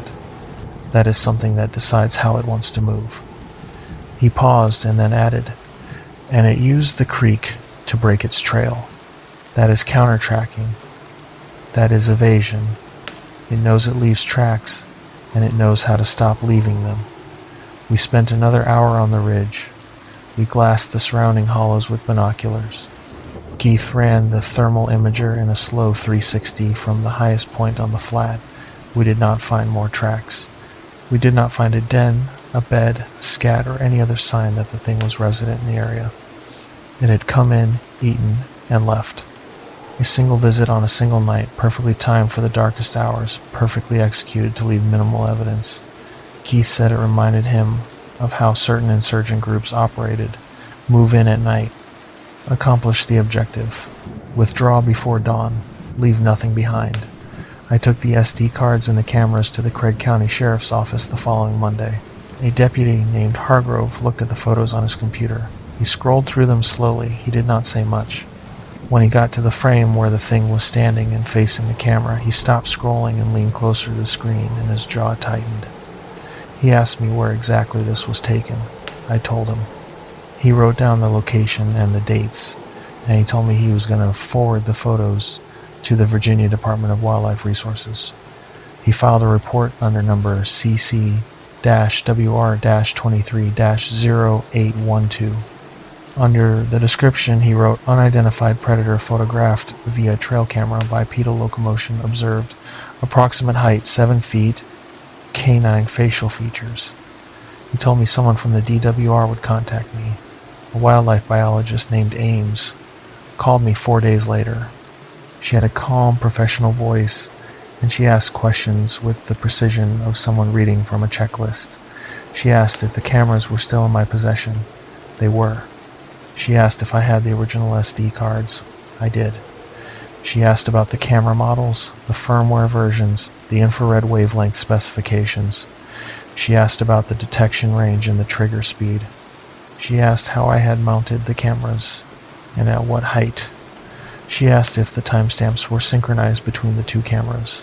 They were. I had set them both to the same atomic clock reference before deployment. Then she asked questions that were not about cameras. She asked how long I had been hunting that parcel. 4 years. She asked if I had ever observed unusual animal behavior in the area. I thought about it and said no, not before this. She asked if I had ever found tracks that I could not identify. No. She asked if I had ever experienced equipment tampering, cameras displaced or damaged or stolen. No. She asked if I had shared the photos with anyone besides the sheriff's office. I told her I had shown them to Keith. She paused, and then asked if I had posted them online. I told her I had not. She said that was good. She said it twice, actually. That was good. She said a field team would visit the location, and she asked me not to return to the area until they had completed their assessment. I asked how long that would take. She said she could not give me a specific timeline. I asked her what she thought the photos showed. She was quiet for a long time. Then she said, "Mr. Wade, I cannot speculate on the identification of the animal in your photographs. What I can tell you is that your images are clear, your metadata is intact, and your account is consistent with the physical evidence. We take reports like this seriously." I noticed she said reports like this, plural, like mine was not the first. I waited 3 weeks. Nobody called. I called Ames back twice. Both times the call went to voicemail and my messages were not returned. I drove back to the flat on my own in early January. The cameras were gone, not my cameras. I had taken those home. But the trees where I had mounted them had fresh scrape marks, where someone had climbed up to check the mounting positions. The bark was scuffed at exactly the heights where I had strapped the cameras. Someone had been to my spot. Someone had looked at where my cameras had been and had examined the area and had not told me about it. There were boot prints in the frozen mud around the base of both trees. Not hunting boots. The tread pattern was smooth and uniform, the kind of sole you see on tactical boots or work boots issued by a government agency. I called Ames. The number was disconnected. Not out of service. Disconnected. The automated message said the number was no longer in use. I called the DWR main office and asked for her by name. I was transferred twice. The second person told me there was no wildlife biologist named Ames on staff in the Craig County District. I spelled the name. They checked again. No record. I asked if there was any record of a field team visiting the location in Craig County in December. They said they could not provide that information without a formal records request. I called Deputy Hargrove. He told me the file had been forwarded to the DWR and was no longer in the sheriff's jurisdiction. He said he could not discuss it further. His voice was different than the first time we spoke. Flatter, more careful, like someone was listening. I still have the SD cards. I made copies. 3 copies on 3 separate hard drives, stored in 3 separate locations. The photos are real. The timestamps are real. The GPS coordinates embedded in the metadata are real. I have shown them to 4 people, and all 4 have had the same reaction. Silence, followed by a long stare, followed by a question that nobody can answer. I still hunt the Jefferson. I still hunt Craig County. But I do not hunt that flat anymore, and I do not leave gut piles in the field. I pack them out every time. I carry a contractor bag in my pack, and when I field dress a deer, I put every organ, every scrap of tissue, every drop of blood-soaked leaf into that bag, and I carry it out, and I dispose of it at home, because I know what comes for gut piles in the dark on that mountain. I have 47 photographs that show exactly what it looks like, and the last photo, the one where it is standing and looking directly into the camera, that photo tells me something worse than any of the others. It tells me it knew I was watching, and it came anyway. If you hunt public land in the Appalachian Mountains and you field dress a deer, do not leave the gut pile. Pack it out. Carry a bag. Do the extra work. Because a gut pile is a beacon. It broadcasts a signal into the dark that says something died here and there is free food, and whatever left, it will probably come back. And you do not want to be sitting in your stand at 2 in the morning when the thing that answers that signal walks out of the drainage on 2 legs and starts going through your kill with hands that have fingers and claws and the patience to take its time, pack it out every time, no exceptions. Story 4. the ridge runner. The thing standing at the end of the logging road was wearing blaze orange. It was not a hunter. I need to say that again because my brain spent about 30 seconds trying to convince me otherwise.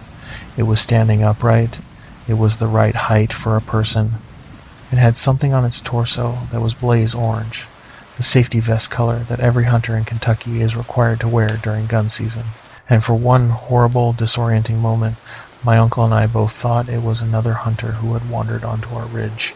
Then it moved, and the way it moved ended the conversation my brain was trying to have about what it might be. My name is Eli. I am 36 years old, and I grew up in Wolfe County, Kentucky, in the foothills on the western edge of the Daniel Boone National Forest. My family has hunted these ridges for 4 generations. My great-grandfather built a cabin on a parcel that backed up to the National Forest boundary, and my grandfather expanded it, and my father maintained it, and now I maintain it. The cabin sits at the head of a hollow called Stillwater Fork, about 3 miles east of Pine Ridge off a county road that does not have a name so much as a number that nobody remembers. You take the state road to the county road, to a gravel track, to a dirt track, to the cabin. The last mile you need a truck with clearance and a willingness to scratch the paint. I hunt squirrels in early October. That might sound trivial compared to deer or bear, but in eastern Kentucky, squirrel hunting is a tradition that runs deeper than most outsiders understand. You walk the ridges at dawn with a .22 rifle or a shotgun, and you listen for them cutting hickory nuts in the canopy, and you sit against a tree and wait for them to move, and you take careful shots, and you bring them home, and you cook them. It is slow hunting, quiet hunting, the kind of hunting where you spend more time listening to the woods than shooting. October 7th, 2022. I drove to the cabin on Friday evening after work. The drive from my house in Campton takes about 40 minutes on roads that get progressively worse the further you go. By the time I turned off the county road onto the gravel track, the only light was my headlights in the sky. No street lights, no houses, just timber and darkness, and the occasional pair of eyes reflecting green from the tree line. Deer. Probably deer. That is what I told myself then, and that is what I am less certain about now. My Uncle Roy was already there. His truck was parked beside the cabin, and the porch light was on, and I could smell wood smoke from the chimney. Roy is 63 years old, retired from the coal mines after 32 years underground, built like a fire hydrant, and has spent more days in the Daniel Boone than any person I know. He started mining at 19 and retired at 51, and spent the last 12 years doing what he had done every spare moment for 3 decades before that. Hunting, fishing, walking the ridges. He knows the hollows the way a cab driver knows city streets.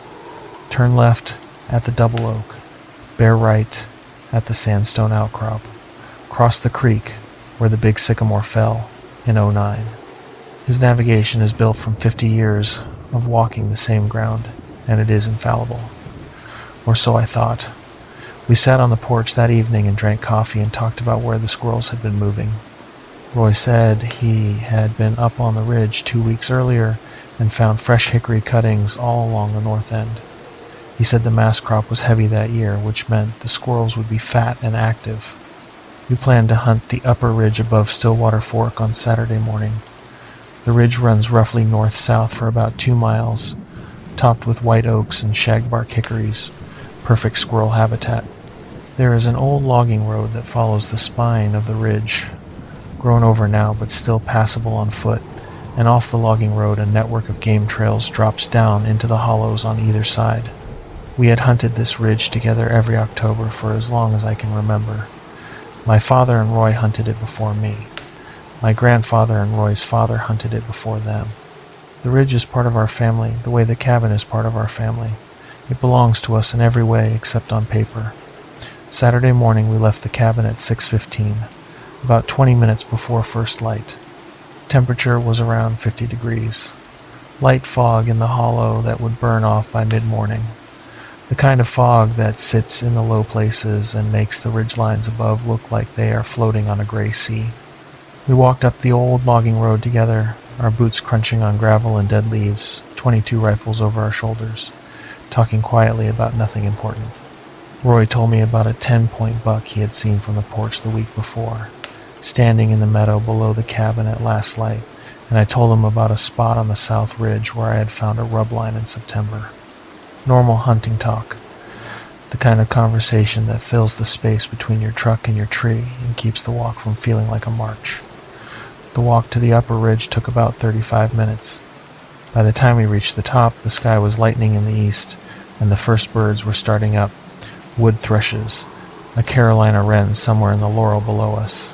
The normal sounds of an October morning in eastern Kentucky. We split up at a fork in the logging road. Roy went north toward a stand of hickories he liked.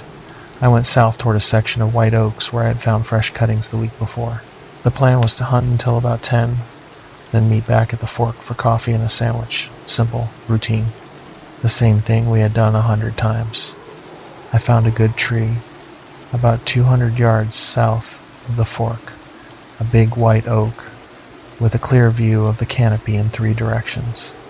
I sat down against the trunk, loaded the .22, and waited. The forest floor was covered in a thick layer of dried leaves, mostly oak and hickory, and they were that perfect October color, a mix of brown and gold and dull red that caught the early light and made the ground look like it was glowing. Dew was heavy on everything. The bark of the trees was dark with moisture. Spiderwebs stretched between the lower branches, and each one was beaded with water drops that turned into tiny prisms when the light hit them. It was beautiful. That is worth saying, because what happened later makes you want to forget that these woods are beautiful. But they are. Even now, even after everything, they are. Within 15 minutes, I had my first squirrel, a fox squirrel, big and red, working a branch about 40 yards out.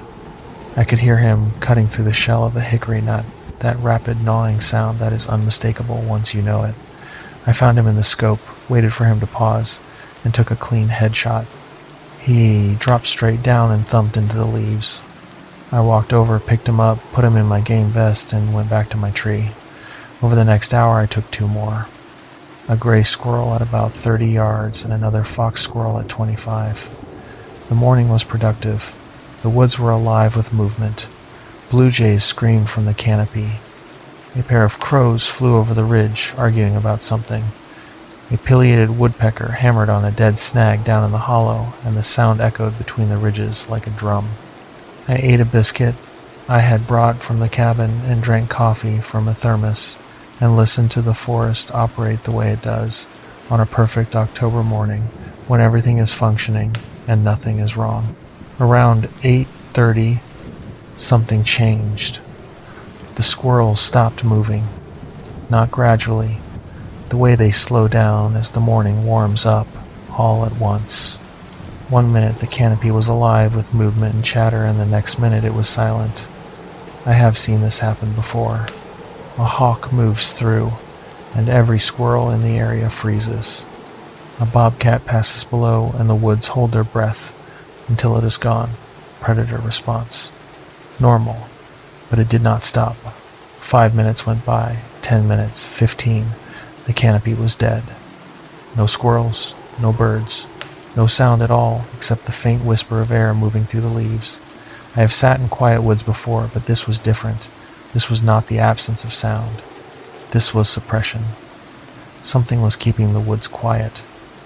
Every living thing on that ridge had received a signal that I had not, and every one of them had obeyed it, and I was the only creature within earshot that did not know why I should be afraid. I became aware of a smell, faint at first. I thought a deer had died somewhere nearby, that ripe, heavy scent of decomposition that carries on still air. But it was not quite right. There was an animal musk underneath the rot smell, something biological and warm, like the bedding area of a large predator. If you have ever walked past a cage at a zoo that houses wolves or large dogs, there is a specific tang to the air, a concentrated animal presence that you can feel on your tongue as much as smell with your nose. This was that, but stronger, and laced with something sour that made my eyes water. I stood up. Slowly, I checked my surroundings. The logging road was visible through the trees to my west, a pale dirt line cutting through the green and gold of the October understory. The hollow dropped away to my east, a steep descent into rhododendron and hemlock. Nothing was visible. Nothing was moving. I decided to walk back toward the fork and find Roy, not because I was scared, because the squirrels were done for the morning and there was no point sitting against a tree in a silent forest. I slung the .22 over my shoulder and started walking north along the logging road. I had gone maybe 150 yards when I saw it. It was standing in the logging road.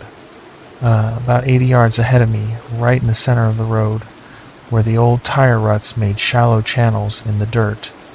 It was upright, 2 legs, facing me. My first thought, and I held on to this thought for longer than I should have, was that it was another hunter. The reason I thought this was the color, there was something on its upper body that was blaze orange. Bright, unmistakable, hunter safety orange, the same color as the vest I was wearing. My brain locked onto that color and built a story around it. Another hunter on the ridge, someone who had walked in from the north side. Happens sometimes on public land. No big deal, but something about the proportions was wrong. The orange was not shaped like a vest. It was a strip, maybe 6 inches wide, draped across the shoulders and hanging down the front of the chest. And below the orange, the body was dark, very dark, covered in something that was not clothing. The legs were too long. The arms were too long. The posture was slightly hunched, the head pushed forward of the shoulders in a way that no human stands comfortably. I stopped walking. I unslung the .22 and held it across my chest. Not aimed, just ready. I squinted at the figure. At 80 yards, through dappled morning light, details were soft. But the more I looked, the more the story my brain had built started falling apart. The head was wrong. It was not a human head. It was too wide at the top and too long in front, a shape that I could not reconcile with a face. The ears, and I could see ears clearly against the sky, were pointed and stood straight up from the top of the skull. They were tall, 4 or 5 inches tall, no hat, no hood, just a skull with pointed ears on top. I raised the .22 to my shoulder. The scope was a simple 4-power Leipold, enough magnification to put a clear image on what I was looking at 80 yards. I put my eye to the scope and found the figure, and what I saw through that glass is the reason I am telling you this story. It was not a person. It was a dogman. I use that word because it is the only word that describes what I saw through the scope, and if you think that word makes me crazy, then you have not looked at what I looked at through a 4-power scope at 80 yards on a clear October morning. The body was covered in dark brown fur, almost black along the spine and lighter on the sides. The chest and shoulders were massive, thickly muscled, with a mane of longer fur around the neck that gave it a hulking, front-heavy appearance. The arms hung to just above the knees, and the hands were open, and I could see fingers. Not paws, fingers. Long, articulated, tipped with dark claws that caught the morning light. The legs were bent at the knee in a way that was not quite human, more like a dog standing on its hind legs, the heel raised off the ground, the weight on the toes and the ball of the foot. The face was canine, long snout, black nose, heavy jaw. The mouth was closed. The eyes were looking directly at me, and they were dark, almost black, set beneath a pronounced brow ridge that shadowed them in the morning light, and around its neck and shoulders, draped like a scarf, was a strip of blaze orange fabric. Not a vest, not a garment made for whatever this thing was. A strip torn from a hunting vest, ragged on the edges, hanging unevenly across that massive chest. It was wearing a piece of a hunter's vest, the way a child wears a costume piece. Not correctly, not functionally, decoratively. Like it knew what the color meant and it had put it on its body for a reason.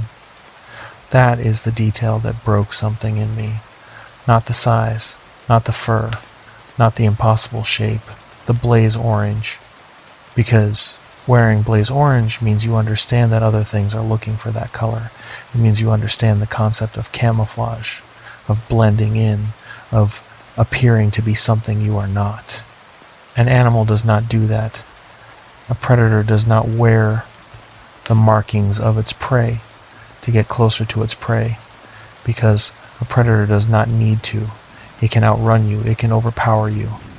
It does not need deception, unless the deception is the point, unless it wears the orange not to hunt but to confuse. To buy itself 3 seconds of hesitation while your brain tries to decide if the shape on the logging road is a person or something else. 3 seconds during which you are not running and you are not shooting and you are standing in the open trying to make sense of what you are seeing. 3 seconds that, at 80 yards, at the speed I later watched this thing move, would be enough for it to close half that distance before you could shoulder a weapon. My hesitation when I first saw it lasted much longer than 3 seconds. It lasted almost a minute. A minute during which I stood in the open on a logging road and stared at a predator that was staring back at me. I pulled my eye from the scope. I had to. My hands were trembling, and the crosshair was bouncing across the thing's torso, and I could feel my heartbeat in my temples and in the backs of my knees. That full body pulse that comes when every cell in your body is screaming at you to run. I lowered the rifle and stood there and tried to breathe. The air tasted wrong. That musk smell was stronger now, carried to me on a breeze I had not noticed, and underneath it the sour decomposition tang that coated the inside of my nose and throat. I swallowed hard and tasted bile. The thing had not moved. 80 yards of open logging road between us, and it was just standing there, watching me, wearing its piece of stolen orange. Patient. In no hurry. As though it had all the time in the world and the outcome was already decided, and it was simply waiting for me to understand that. I keyed the two-way radio on my belt. Roy, I need you at the fork. Right now. Do not ask questions. Just come. My voice was steady. I am proud of that. My hands were not steady, but my voice was, and I think that mattered because Roy did not ask questions. He clicked the radio twice. I looked back at the thing. It shifted its weight. One of those two long arms came up, and the hand, those impossible fingers, touched the strip of orange on its chest, adjusted it, the way you adjust a collar, the way you straighten a tie. A small, deliberate, almost casual gesture that was so human in its mechanics that my stomach turned over. It was preening. It was arranging its disguise. I raised the .22 again. I put the crosshair on the center of its chest. A .22 long rifle is not a defensive weapon against something that size. I knew that. A .22 will kill a squirrel. It will kill a rabbit. Against a 250-pound animal with a chest like a barrel, a .22 is an insult. But it was what I had, and I was not going to stand on that road. Unarmed, I fired. The .22 cracked, and the sound echoed off the ridges. I saw the thing react. A flinch. Not big. A tightening of the shoulders. A slight twist of the torso. The involuntary response of something that had been stung. My shot was good. I had aimed center mass, and at 80 yards with that rifle and that scope I do not miss. The round hit it. The thing looked down at his chest again. Same gesture as when it adjusted the orange. Looking down, assessing. Then it looked back at me, and it took a step forward. I chambered another round and fired, and another, and another. I put 4 rounds into it as fast as I could work the bolt. 4 shots at 80 yards, then 75, then 70, because it was walking toward me. Not running, not charging, walking. Each step deliberate, each foot placement precise, like someone walking across a room to answer a door. The .22 was hitting it. I could hear the faint slap of the rounds impacting, but the thing was absorbing them the way you absorb rain. Annoyed, wet, not stopped. I heard Roy before I saw him. His boots on the logging road, coming fast from the north, and then his voice shouting my name. He came around a bend in the road and stopped. He saw it. I know he saw it, because he raised his rifle, a Marlin 30-30 lever action, and he fired without a word. The 30-30 is a different animal than a .22. The report was sharp and heavy, and the round hit the thing in the hip, and it staggered. It actually staggered. The 30-30 knocked it sideways a step. It caught itself with one hand on the ground, and I could see the claws dig furrows in the dirt of the logging road. Roy cycled the lever and fired again. This round hit the shoulder, and the thing spun a quarter turn and dropped to one knee. Roy kept firing. He put 4 rounds into it in maybe 6 seconds, working the lever action with the speed of a man who has been shooting that rifle for 40 years. Each round hit, each round rocked the thing. It went from walking toward me to defending itself, turning sideways, hunching its shoulders, dropping lower to the ground, and then it did something that ended any remaining debate about what we were dealing with. It dropped to 4 legs and ran. The transition was instant. One frame it was crouching on 2 legs, absorbing gunfire, and the next frame it was on all 4s and moving. Fast does not cover it. The thing accelerated from a standstill to a speed that made it blur against the October understory. It left the logging road and plunged into the hollow to the east, and the sound of its passage through the brush lasted maybe 2 seconds, and then it was gone. Just the echo of Roy's last shot rolling across the ridges, and the 2 of us standing in the logging road, breathing like we had run a marathon. Roy walked up to me. His face was white. Not pale, white. The color of a man who has seen something that his brain is actively refusing to process. His hands were shaking badly enough that the lever action rattled in his grip. He looked at me and looked down the road where the thing had been, and looked back at me. The empty brass from his shots were scattered on the road behind him, 5 golden casings catching the morning light. "That had orange on it," he said. I nodded. "Where did it get orange?" I could not answer that. I still cannot answer that, and the question has lived in my head every day since. Not what was it, not where did it come from, where did it get orange? Because the answer to that question means it encountered a hunter. Somewhere on these ridges, at some point before that October morning, that thing was close enough to a human being wearing a hunting vest to take a piece of that vest. And whether the hunter was alive or dead when the orange was taken is a question I cannot bring myself to think about for very long. Roy sat down on a stump beside the road. He broke open the marlin and ejected the remaining rounds, and laid them on his knee and stared at them. His hands were still shaking. After a minute he said, "I hit it. Every round. You know that, right?" "I hit it every time." I told him I knew. I had watched the rounds impact. He said 30-30 will drop a deer at 200 yards. Will drop a black bear in its tracks at 100. I put 5 rounds into that thing at 50 yards, and it ran away under its own power.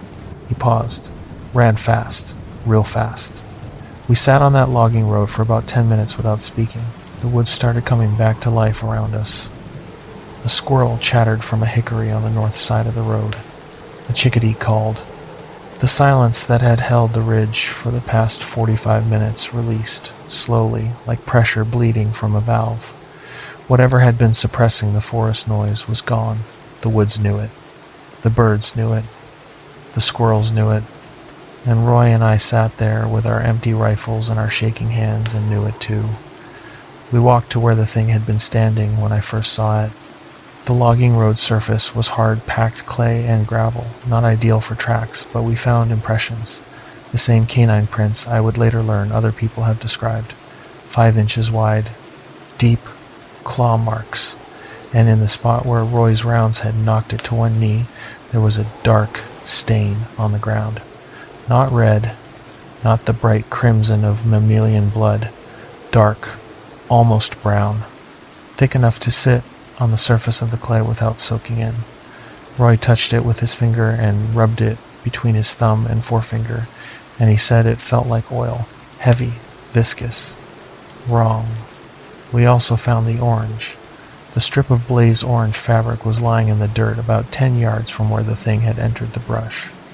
It had fallen off, or the thing had shed it, during its transition to 4 legs. Roy picked it up. He held it at arm's length and turned it over slowly. It was a piece of a hunter's safety vest, roughly torn, not cut from a larger garment. The tear lines were jagged and uneven, not the kind of tear a person makes when they rip fabric deliberately. More like something had grabbed the vest and pulled, and the fabric had given way unevenly, the way it does when force is applied from multiple angles at once. The fabric was weathered, stained with something dark in several spots that could have been dirt, or could have been blood, or could have been the same dark fluid we had found on the road. It smelled like wet dog and something sour underneath, a smell I was becoming familiar with against my will. We turned it over and found a faded tag still attached to the inside. The tag read Cabela's, and below that, a size extra large. Roy stared at the tag for a long time. Extra large. A big man's vest. A hunter who bought his gear at Cabela's and wore a size extra large, and at some point crossed paths with whatever had been wearing his vest on a logging road in Wolfe County, Kentucky. Roy folded the fabric carefully and put it in his jacket pocket without another word. Someone's vest. Some hunter's vest. Torn and carried to that ridge and worn by something that was not a hunter. We drove to the Wolfe County Sheriff's Office in Campton. A deputy took our statement. He wrote it up under incident number WC-AN-22-0471. The narrative described contact with an unidentified large animal displaying bipedal locomotion and atypical behavior.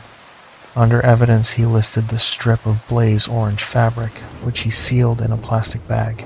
He told us he would forward the report to the Kentucky Department of Fish and Wildlife Resources. I called Fish and Wildlife 2 weeks later. They had received the report. An officer told me they classified it as unverified wildlife encounter and that no field investigation was planned due to the lack of physical evidence beyond the fabric. I asked about the blood, the dark stain on the logging road. He said they had not sent anyone to examine the road. I asked if they were going to. He said resource allocation did not support a field visit for an unverified report. I asked what would make it verified. He said a confirmed identification by a trained wildlife professional. I asked how a trained wildlife professional was supposed to confirm something if nobody went to look at it. He did not have an answer for that. I asked one more question. I asked if they had received any other reports of large unidentified animals in the Daniel Boone National Forest. He was quiet for a moment, and then he said he was not authorized to discuss other reports. Not that there were no other reports, that he was not authorized to discuss them. I thanked him and hung up. Roy and I went back to the ridge in November. We found the spot on the logging road. The dark stain was gone. Rain had washed it away, or the clay had absorbed it. The claw marks in the dirt, where the thing had caught itself, were still faintly visible, but filling in. In another month they would be gone. Roy has not spoken about what happened to anyone except me and his wife. He does not want to be the man at the diner telling people he saw a monster wearing a hunting vest on the logging road. I understand that. I did not want to be that person either. But here I am, because someone's vest is in an evidence bag in the Wolfe County Sheriff's Office, and the thing that was wearing it is still on that ridge. If you hunt public land in the Appalachian Mountains, and you find a piece of hunting clothing in the woods that does not belong to anyone, do not assume it was dropped. Do not assume it was lost. And if you are walking a logging road and you see a shape ahead of you wearing blaze orange, and the shape is standing too still and the proportions are not quite right, and something in your gut is telling you to stop, do not walk closer to get a better look. Raise your optic. Glass it from where you stand. Because the orange is not what it seems. And by the time you are close enough to see the face behind it, you are already inside a distance that whatever is wearing it chose for a reason. Story 5, the thermal. The DNR officer told me to delete the footage. When I asked why, he said if I did not, someone else would come delete it for me. I want to be clear about what that means. A uniformed officer of the Tennessee Wildlife Resources Agency, badge number visible, duty weapon on his hip, standing in my driveway at 7 in the morning, told me to destroy evidence of something I had witnessed on public land. Not requested, told. And the way he said it, the flatness in his voice, the way his eyes stayed on mine without blinking, told me this was not a suggestion he expected to have to make twice. I did not delete it. I will explain why. But first, I need to tell you what was on the footage, because without that context, the officer showing up at my house is just a strange story about government overreach. With the context, it is something else entirely. My name is Jared. I am 32 years old. I live in Polk County, Tennessee, about 10 miles from the Cherokee National Forest boundary. I work as a diesel mechanic at a trucking company in Cleveland, and I hunt when I am not turning wrenches. Deer in the fall, turkey in the spring, and coyotes year-round. Coyote hunting is what I do most often. Because there is no closed season in Tennessee, you can hunt them at night with lights and electronic collars, and there is no bag limit. The state wants them gone. Farmers want them gone, and I enjoy the challenge of calling a predator to your position in the dark. It is a different kind of hunting than sitting in a tree waiting for a deer. You are the bait. You are making the sounds. You are inviting something with teeth and claws to come find you. That appeals to me in a way I have never fully examined. I hunt coyotes with a thermal optic, specifically a pulsar thermion 2 mounted on a Ruger American Predator in 223 Remington. If you are not familiar with thermal technology, the concept is simple, but the result is close to magic. The thermal scope detects heat signatures and displays them as white-hot images against a dark background. At night, when the ambient temperature drops, a warm-blooded animal lights up like a flashlight in a dark room. You can see a coyote at 300 yards. You can see a rabbit at 150.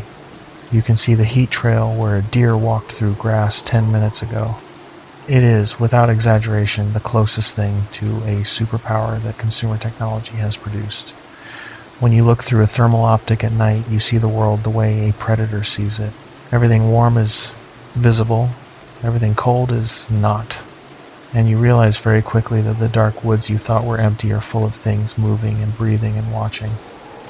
I also use an electronic collar, a Fox Pro Shockwave, which is a small speaker unit that plays recorded animal sounds, rabbit distress calls, coyote howls, pup distress.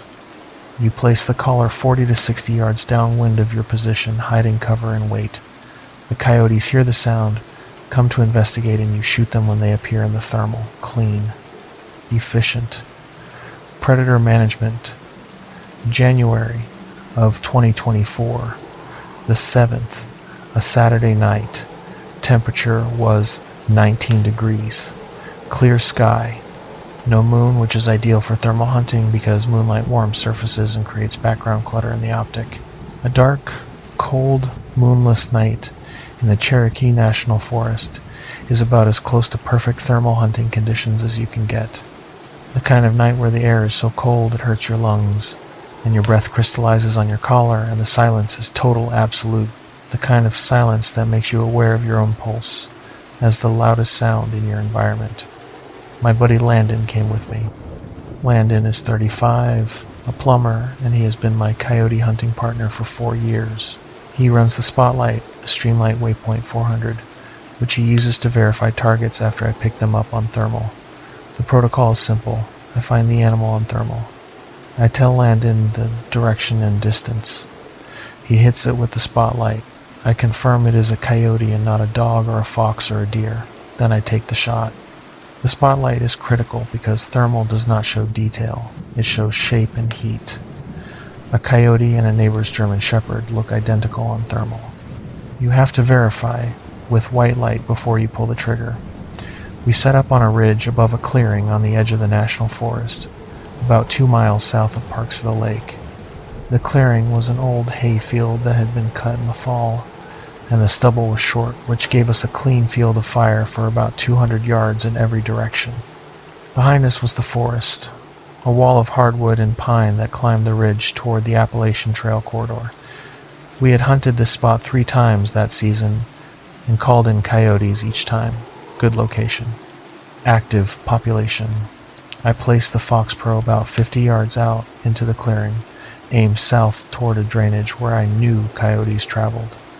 I turned it on and set it to play a cottontail distress sequence, which is a high-pitched, frantic rabbit scream that triggers the predatory response in every coyote within hearing range.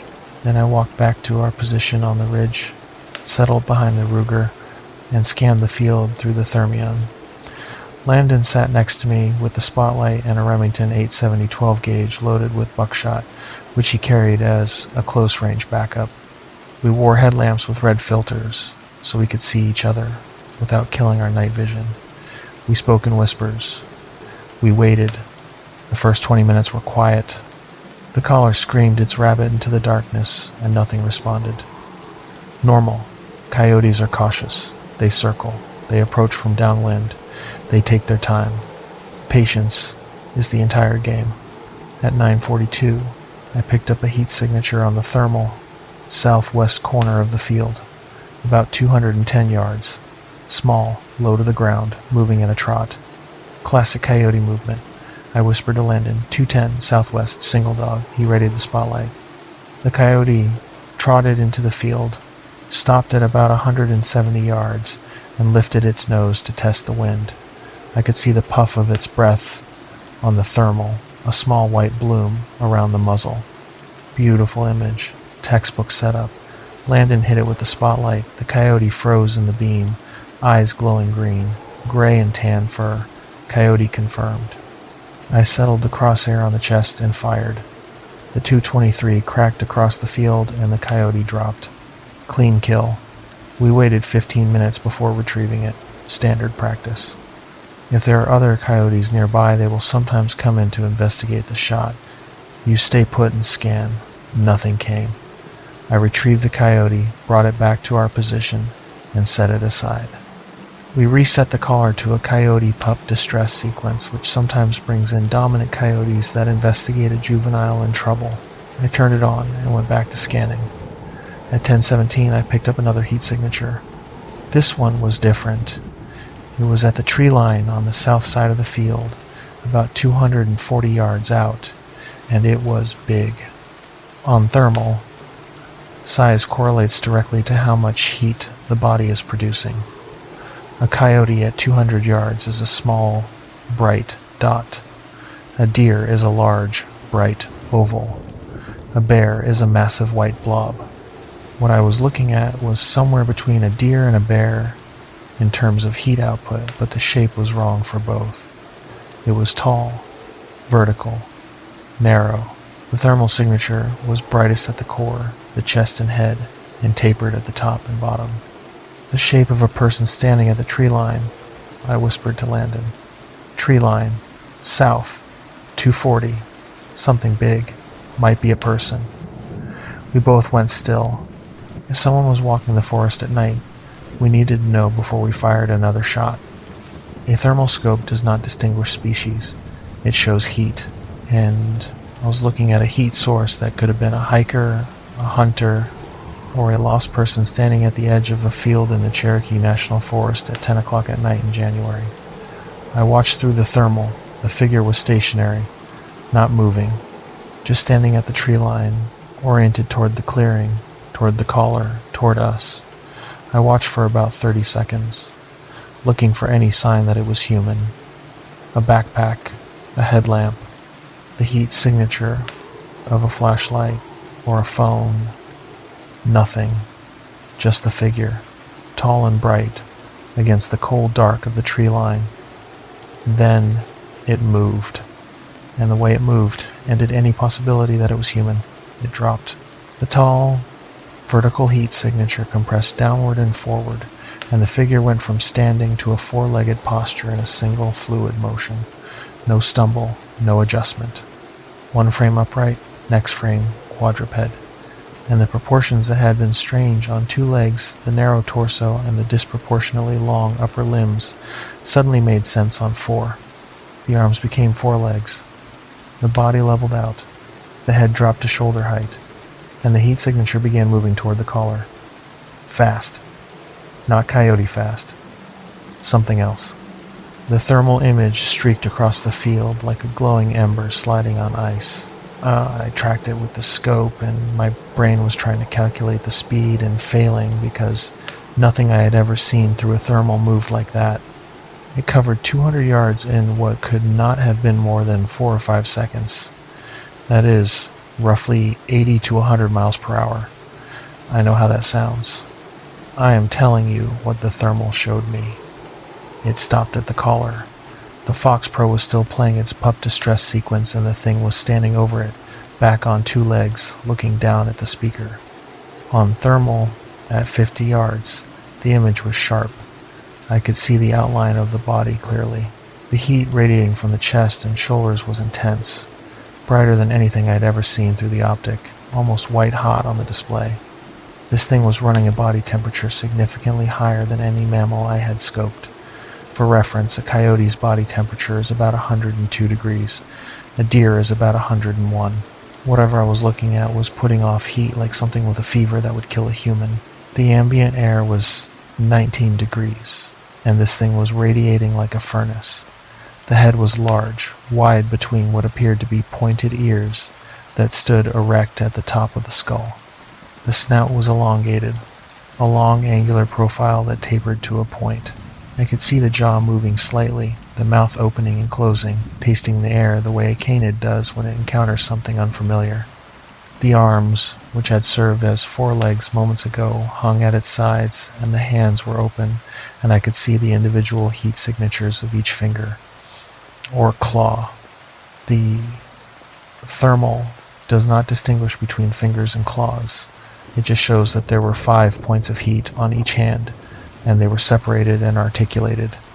The hands opened and closed as the thing stood over the collar, flexing, testing, like a person working, feeling back into cold fingers. It picked up the Fox Pro, my $300 electronic collar, sitting on a stake in the middle of a hayfield, and this thing reached down and picked it up and held it at face level and looked at it. The speaker was still playing. The pup distress call was screaming from a device being held in the hands of something that was not a coyote and not a human and not anything that is supposed to exist in the Cherokee National Forest. It turned the collar over, examined it from multiple angles, held it closer to its ear and then further away like it was trying to understand where the sound was coming from. The motion was investigative. It was not the reaction of an animal encountering a noise-making object. It was the reaction of something intelligent encountering a tool and trying to understand how it worked. That is the moment the footage captures most clearly on thermal. A 7-foot canine humanoid standing in a hayfield in eastern Tennessee, holding an electronic game collar in both hands, turning it over in the starlight, studying it, and on its face, visible even on thermal as the subtle heat patterns of muscle movement, something that looked like concentration. Landon grabbed my shoulder. His grip was hard enough to hurt. He whispered, "What is that?" Not a question, a demand. He had been watching through binoculars that do not have thermal capability, so he had been seeing nothing until the thing entered the field.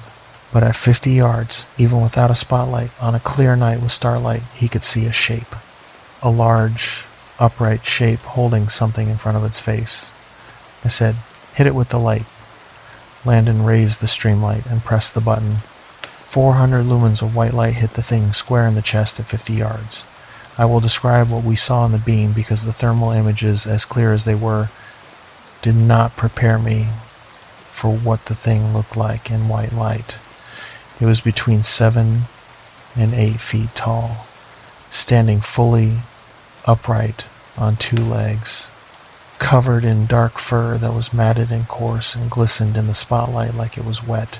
The chest was enormous, deep and wide, with heavy musculature visible through the fur the way you can see the muscles on a short-haired horse. The shoulders were rounded and hunched forward slightly. The arms were long, hanging past the waist, and the hands were holding the Fox Pro the way a person holds a phone, both hands close to the face, examining it with what I can only describe as curiosity. The head. The head was a dog's head on a human neck. Long muzzle, broad skull, pointed ears that were swept back when the light hit, the way a dog pins its ears when it is startled. The mouth was slightly open and I could see teeth in the spotlight beam, long, yellowed canines, and a row of smaller incisors between them. The lips were pulled back just enough to show the gum line. The eyes reflected the spotlight, and a bright greenish-gold tapetum flash, 2 discs of reflected light that were spaced wider apart than any canid I have ever seen. It did not run when the light hit it. That is the detail that separates this from every coyote, every deer, every animal I have ever spotlighted. Every wild animal runs from 400 lumens of white light at 50 yards. It is an involuntary response. The pupils contract, the adrenal glands fire, the legs move. Flight. Every time. This thing looked at us, into the light, through the light, at the source of the light, at Landon's hand holding the stream light, and then it looked at me, at the rifle, at the scope, and it made a decision. It threw the Fox Pro, not dropped it, threw it. Sidearm like a person skipping a stone. The collar flew about 20 yards and shattered on impact with the frozen ground. $300 of electronics disintegrating in the hay stubble. I fired. The .223 is a small round, designed for coyotes, not designed for whatever was standing in my field. But it is what was in the chamber, and my finger was on the trigger, and the crosshair was on its chest, and muscle memory did the rest. The round hit. I saw the thing react, a flinch, a tightening of the abdominal muscles, like someone had poked it hard in the ribs. Not like something that had been shot with a center fire rifle. I cycled the bolt and fired again. Landon fired the .870. The buckshot spread hit the thing across the upper body at 50 yards, and that got a reaction. It stumbled back a step. Its mouth opened wide, wider than should have been anatomically possible, a gaping black oval framed by teeth, and it made a sound that came from its chest, not its throat. A low, concussive bark that I felt in my eardrums and my sternum simultaneously. The sound was so loud and so low that my vision flickered. I lost spatial awareness for a half-second. My inner ear rebelled, and I felt vertigo, a sensation of falling while lying prone on solid ground. Landon pumped the .870 and fired again. I fired a third round from the Ruger. The thing was absorbing fire from 2 weapons at 50 yards, and it was not going down. It was hurt. I could see that on thermal. The heat signature was blooming in several spots where the buckshot had hit, hot blood or fluid spreading under the fur. But it was not down. It charged. Not toward us, toward the tree line. It dropped to 4 legs and launched itself across the field the way it had come in, that impossible speed, a dark blur in the spotlight beam that Landon tried to track and lost within 2 seconds. It hit the tree line at the south end of the field, and the sound of its passage through the timber lasted about 3 seconds, branches snapping and undergrowth crashing, and then silence. Landon kept the spotlight on the tree line. I kept the thermal on the tree line. Nothing. The heat signature was gone, moving away from us at a speed that took it out of my detection range in seconds. We did not move for 20 minutes. We sat on that ridge with our weapons pointed at the tree line, and we did not speak, and we did not move. The only sound was the wind in our breathing and the faint, distant sound of the shattered Fox Pro sparking in the field. One last electronic whimper before the battery died. We collected the coyote. We collected the pieces of the Fox Pro. The collar was in at least a dozen fragments scattered across a 10-yard radius. The main housing was cracked clean in half. The speaker cone was separated from the frame. The battery had been ejected and was lying about 15 feet from the impact point. Whatever the thing had thrown the collar with, the force was extraordinary. I have dropped a Fox Pro from chest height onto frozen ground and had it survive with a scratched housing. This one looked like it had been thrown from a moving vehicle onto concrete. We walked to my truck. The walk was about 400 yards across the hayfield, and then down a gravel track to where I had parked on a Forest Service access road. It was the longest 400 yards of my life. The field was open, and the starlight was enough to see shapes and shadows, but not enough to see detail. Every dark mass at the tree line could have been a shape. Every shadow between the trees could have been something crouching and watching. Landon walked backward half the time, spotlight aimed behind us, .870 at his hip. I walked forward, thermal scope up to my eye every 10 seconds, scanning every tree, every shadow. every cold, dark space between the trunks. At one point, the thermal picked up a heat signature in the tree line to our east. My heart stopped. I froze and aimed the rifle and studied it through the scope. It was a deer, a doe, bedded down in the brush, probably woken by the gunfire, her head up and ears forward. Just a deer. But the 3 seconds between seeing the signature and identifying it as a deer aged me a year. We got in the truck. I locked the doors. That sounds absurd. Locking the doors against something that could probably peel the roof off a pickup. But I locked them anyway because the act of locking a door is the act of establishing a boundary, and in that moment I needed a boundary between me and the dark, even if it was only sheet metal and glass. Landon said, "I got that on my phone." I looked at him. He had his phone out. The screen showed a video, paused, the first frame a blurry image of the hayfield in the spotlight beam. He had been recording. From the moment he hit the spotlight to the moment the thing disappeared into the trees, he had been holding his phone in his left hand and recording while operating the spotlight with his right. I had not noticed. I had been too busy shooting. We watched the footage in the truck. The phone camera had captured about 40 seconds of usable video. The quality was poor. Phone cameras are not designed for low light, long distance video. But the spotlight provided enough illumination that the shape was visible. The proportions were visible. The moment it threw the Fox Pro was visible. And the moment it dropped to 4 legs and ran, the sheer physical impossibility of that transition, a 7-foot bipedal creature compressing into a quadruped in a fraction of a second, that was visible, blurry, shaky, but visible. I also had the thermal footage, my Thermion records to an internal SD card. I had been recording since the first scan of the field. The thermal footage was cleaner than the phone video. Sharper. It showed the heat signature standing at the tree line. It showed the transition to 4 legs. It showed the approach to the collar.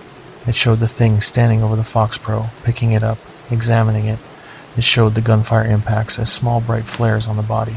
It showed the charge toward the tree line. We drove to the Polk County Sheriff's Office in Benton. It was nearly midnight. A deputy was on desk. He took our statement. He was professional and thorough, and he did not react to anything we described until Landon offered to show him the videos. The deputy watched the phone video once. He watched it again. He watched the thermal footage.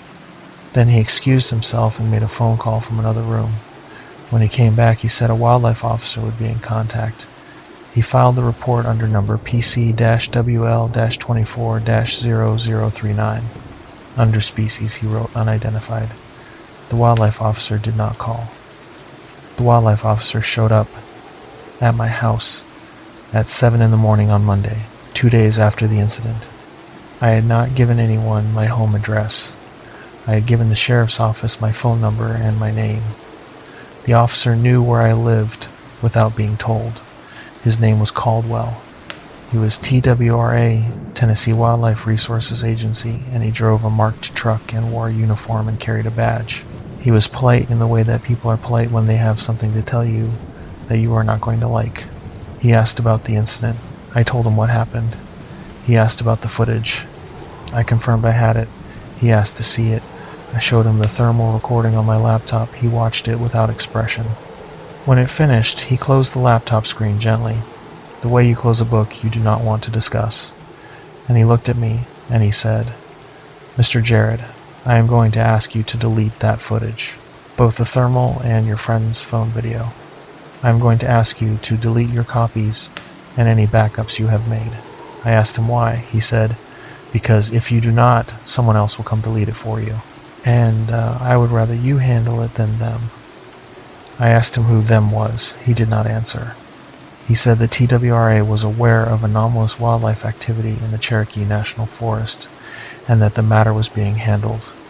He said my report was being reclassified from a wildlife incident to an administrative file, and that it would no longer be accessible through standard public records requests. He said I should not return to the hunting location for the remainder of the season. He said all of this in the same flat, careful tone, like he was reading from a card that someone else had written. He asked if I had shared the footage with anyone online. I told him I had not. He said that was good. He said it twice. That was good. I asked him what was on the footage. He said he could not discuss it. I told him I was standing right there when it happened, and I could discuss it just fine. He looked at me for a long time, and something shifted behind his eyes. A small crack in the professional facade, and he said, "There are things in these mountains that the state does not have the resources to deal with. You saw one of them. The best thing you can do is let it go."